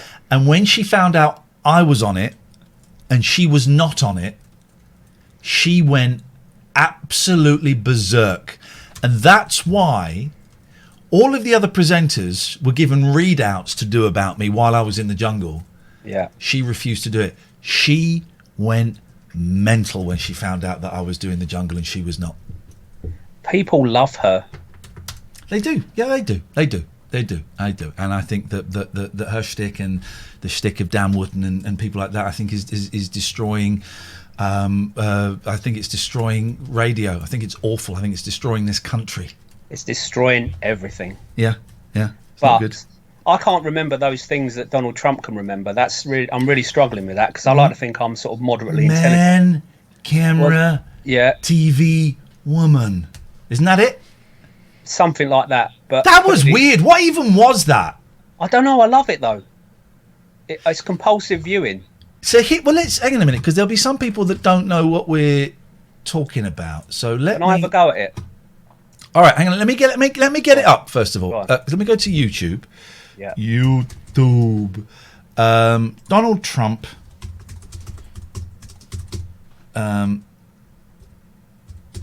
Okay, let's see. Okay. I have. Oh, there's an advert, so I'm going to mute the advert. Okay, so I've got. Oh, hang on. No, this is a song. I don't want it songified. Here we go. Hang on. All right. What have you got? You go first. Right. Let me try. It is person, woman, man, camera, TV. I think I've got it. Okay. Well, I'm watching the brilliant Sarah Cooper do it. So she will. Let's drag this over so that Sarah. If you've not seen Sarah Cooper, by the way, she just makes me laugh so much. So let's have a look at how Sarah Cooper does it. Acuity test, and he said there actually is, and he named it, whatever it might be. And it was 30 or 35 questions. The first questions are very easy. The last questions are much more difficult. Like a memory question, it's like you'll go person, woman, man, camera, TV. So they say, could you repeat that?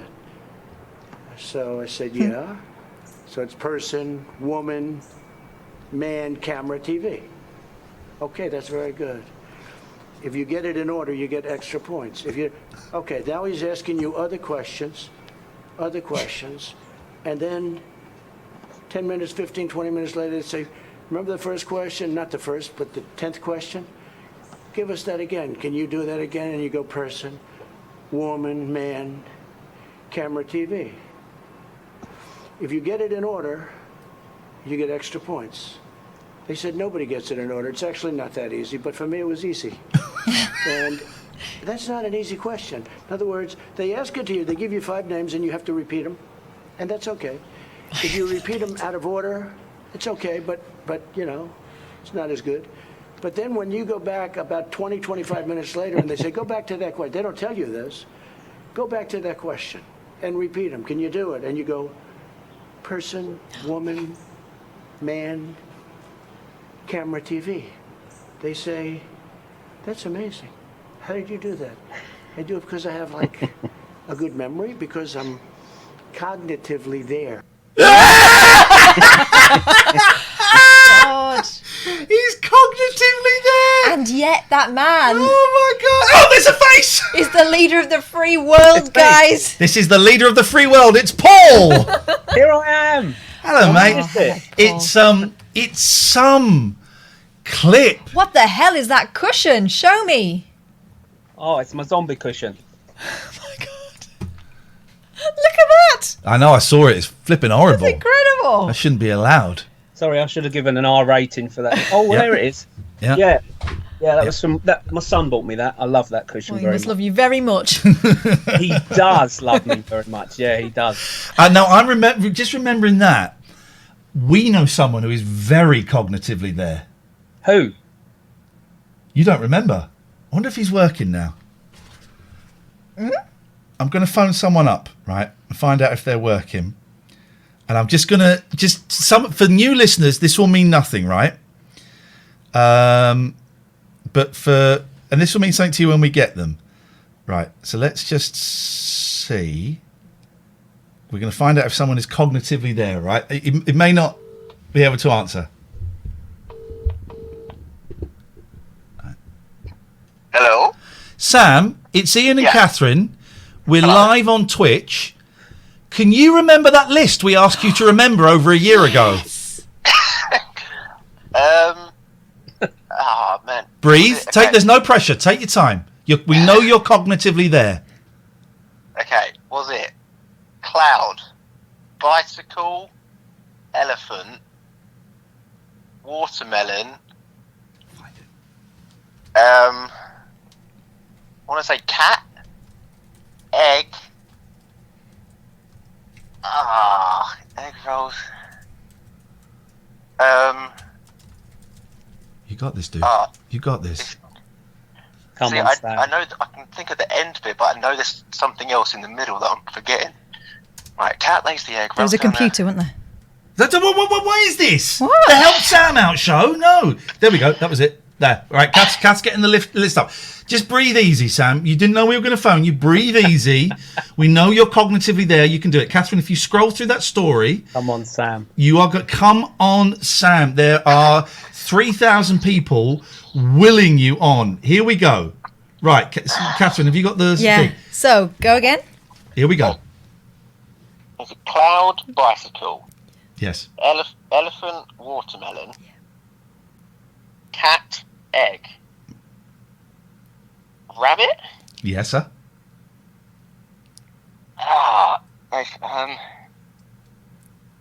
Is it then jungle? No. Carry on. Oh, man.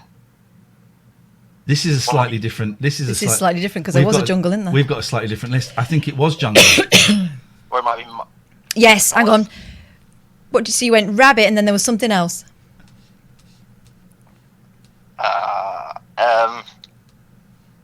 Rabbit. We asked Sam to learn this over a year ago, but 18 months ago. So this is pretty amazing. President material. I know that I'm missing something after rabbit, but the next what is like... Kath, can you read out the list? Hang on. Katherine is No, fine. it goes jungle, something, computer, sword, pizza. Yeah, I remember. Right, hang on. There's a few, I know. There's a couple I'm missing in the middle. It is cloud, bicycle, elephant, watermelon, cat, egg, rabbit, mud, Right. bird, Another animal, isn't there? Bird, yeah. whistle, jungle, turkey, computer. Computer, sword, pizza. Well done. I mean, it's still incredibly impressive. President standard. Thank you, mate. How are you doing? You all right? Yeah, good. Cheers. You? Yeah, really, really well. Well, are you having a night? You're not? Are you working? No, I'm at home. Oh, good. Okay. Yeah, that'd have been awkward. All right. We'll speak to you later on. Nice to hear your voice, mate.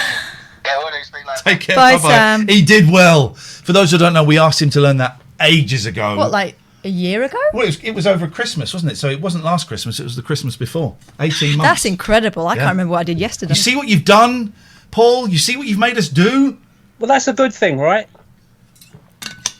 That kid is gonna when Sam is 90 in a care home, he'll be just sat there going, rabbit, mud, and the carers will be going, oh bless him, because they must have been so important to him when he was a youngster. It's happening again. I love it. Paul, what beautiful eyes you've got, Paul. And I bet you get. Thank you, Iain. I bet you get the same thing. I don't get it so much actually. People think you wear mascara. Do you get asked that? No Oh. one's ever said that.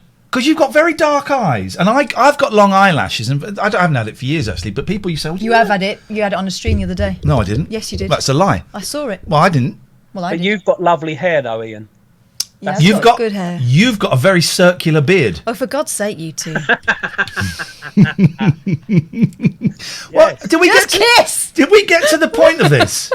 No, I just wanted to say hello. I'm really enjoying this. It's brilliant, and I'm glad I've called in at last. Well, I'm glad you have as well. Are you glad you're about to get cut off? Yes. He's just glad. That's a nice tweet from Erin. The creation of a Calypso song and correspondence with a member of the Beatles about an expensive briefcase simultaneously. Yes. It's about I love. Relations have soured. You can do it right now, please. I think it might be over.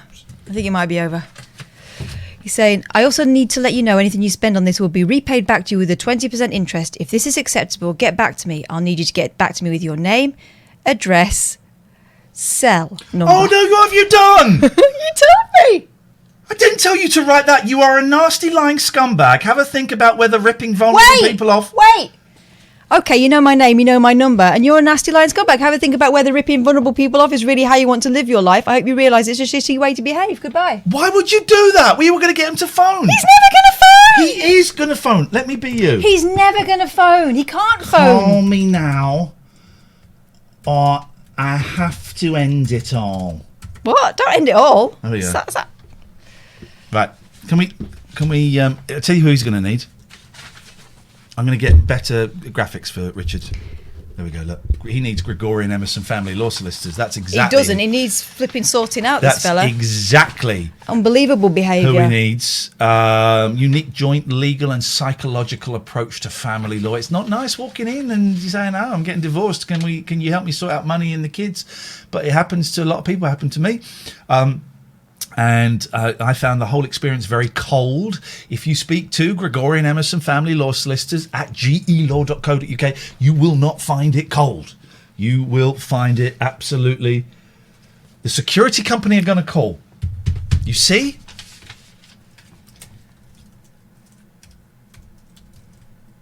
No, don't type that!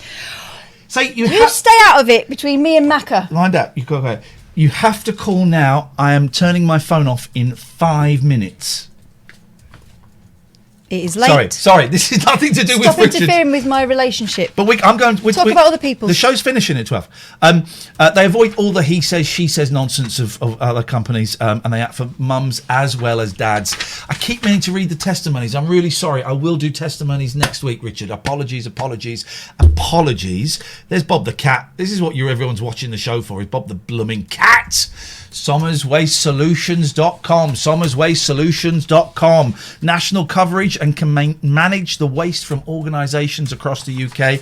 We did the list earlier. Schools, leisure centres, pharmaceutical companies, food manufacturers, corner shops, car dealers, hairdressers, pubs, etc. So what they're saying is they can do everything. Big stuff, small stuff. They can cover it all. They can almost definitely increase your green... what's the phrase? Credentials. Thank you. And reduce your carbon footprint. They can probably save you money. It's a family-run business, and they're nice people. Because let me tell you, we ain't gonna get anybody advertising on here as a jerk off. This Paul McCartney, Ja Rule, is never going to get anywhere near these sponsorship things. No. Well, no. SommersWasteSolutions.com, and if you talk to Bob the cat, if you talk to any of these companies, please do mention us and say, I think we wait. I've told him I'm turning my phone off soon because it's nearly midnight and he needs to call. Let me just read some of these emails. Thank you, Martin, for the email. Read and noted. Barbara says, thank you. I would like to say thank you for signing your vinyl record for me. I've played it. It is the worst record I own. Thank you, Barbara. Another happy customer. Thank you, Sean, for giving me information about how I can see my tier 3. Thank you, Annie, for information about how we can see 3. Chris. Sorry, a lot of these emails are either boring, like the technical stuff, or very private. Bertie, thank you. He will call you by morning. Okay. Okay. We don't. We are going to. I guarantee. I've done this before with Rooney Jeep. We are going to speak to Paul McCartney next week. That's a guarantee. That is a guarantee. Well,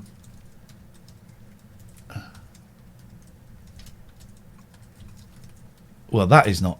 That's unhelpful.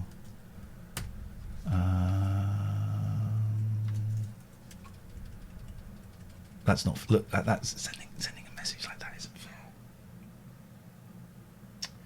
No. Do I reply? No, leave it for a minute. They'll talk about it in a minute. Okay. Just going through, seeing if there's any interesting tweets that we want to do. Here's a call. Hello, caller. Hello. Who's? Every single time, just before the end of the show, it's got to be fake Sheila. Fake Sheila. Yes, hello. Hello, fake Sheila. How you doing? I'm all right. Have I called you since you've been on this? It's odd that you don't know that, but no, you haven't. No, do you know what? I thought I had. I think it's a terrible dream. Like, I haven't phoned all week because I had this idea that I'd phoned on Monday and you told me not to phone again. Okay, well, that didn't happen. I think that shows just how insane you are. Yeah, it probably does, actually. I've been so worried about sort of, God, what did I say? You're not cognitively there. So I am here now, but my stupid friend is playing Mario Kart really loudly. Well, your friend is not stupid because Mario Kart is It's an excellent game. one of the greatest games of all time. One of the best moments of my life was playing Mario Kart against my wife at the time and two friends who we didn't know. In Tokyo, we didn't know these people were going to be there, and we kind of found out they were there, and we went to an arcade and we played Mario Kart in a Japanese arcade, and I just thought, this is living. This is living. It was wonderful. It's my favourite game. Yeah. And I love to see how it evolves. I'm terrible at it. Yeah. Because I'm good at some of them, but I hate anything you can fall off. If you can fall off something, like Rainbow Road, I'll flip and Yes. I'm going to fall off it. If you can't fall off, then I'm fine. If it's a racetrack or something like that, great. Yeah. Love it. Yeah. That's actually not what I phoned in about. Okay. Look at that picture quality. I don't remember now. Look at that picture quality. I'm just watching our channel. Look at that picture quality. Beautiful, isn't it? Isn't that great? Oh no! What? Can you see me? You can't see me. Can you see me? Yeah. The sound's gone. I don't. Oh no! Oh my God! The sound's gone. I can see me. I don't get it. Look behind you. What are you wearing? Look behind you. Yeah. The other way. Yeah. Hello. Woohoo! No, this. Hello. Oh, I don't understand all this new stuff. It was nice to just put on the radio. Hello. Your faces. And we can see the back of your hair. You need a If you look at ours, we've got to look at yours. Yes. Them's the breaks. Oh my gosh. Anyway, I love the show. It's brilliant. I know. It's the best. See from the look on It's your face really that you do. good. Take that look off your face. I had a game. Can I just do it? I don't know. Do you have to sort of cut off at midnight? No, we do it. I did have a really good game. Okay, go on then. What reminded me of it was your meat and sweet friend earlier. Yes. Meat or sweet. Yes. Right, I'm just going to come away from the screen because it distracts me when I see you talking. So I'm just going to pretend it's radio and move. I think we feel. So I don't like looking. So meat and sweet. Meat and sweet. The mince and mince game. It reminded me of a game we used to play with a couple of people that used to live with me. So I'm from South East London, but I can also have a nice. I do try to sound a little bit better sometimes, but some of the people that lived here were really like Essex voices or South East London voices, and there were certain things, and this was genuinely a game before mince and mince. What on earth are you talking about? People's accents. Right. Yes, accents. It doesn't work unless you're from South East London because it makes no sense. But we used to have this game way before the mince game, Sorry? so I invented this. No. So the game is ow, ow, ow. Okay. So it's bird, drink, or friend. Obviously, you don't know my friend Al, who Al? the Owl or owl? Yes, so the game was targeted at my friend Al, who was kind of from southeast London but had an Essex voice. So we'll just say, to make it easier, I'll say wish Daryl Pacino. Morris was here. So Al Pacino. Yes. So it's Pacino, drink, as in owl. Yes. So you go and have a pint of ale. Ale. And or bird. You So don't have a drink, pint of owl. You have ale. Drink, ale, bird, Ale. or Owl. Pacino. Owl. So I will say the word. Yes. Or anyone else that's from around here, Londoners, will say the word and you guess, okay? Yep. So, owl. Al Pacino. No. Owl. No, you have to say bird. Okay, I'm so losing the will to live. Right, so we're going to find someone to raid, and I've just seen this gentleman. Let's have a little look. Why can't we hear the gentleman? Why can't we hear that? Oh, something's gone a little bit wrong if I do that. We should be able to hear that. Maybe he's a trick. What have I done? Why can't we hear? Okay, let me just try a random channel. Okay, Yeah, so that works. Okay, so maybe I did something when I dragged it over. Well, the old. Okay, so let's try. No. Oh, he's only got one viewer. Well, we know why. I'm going to tell him, mate, we can't hear you. just see. Tell him he's muted. Yeah, we go. No. Can't hear your guitar or voice. Is your mic on? What the? Who's he talking to? I'm not saying we're necessarily going to raid this person, but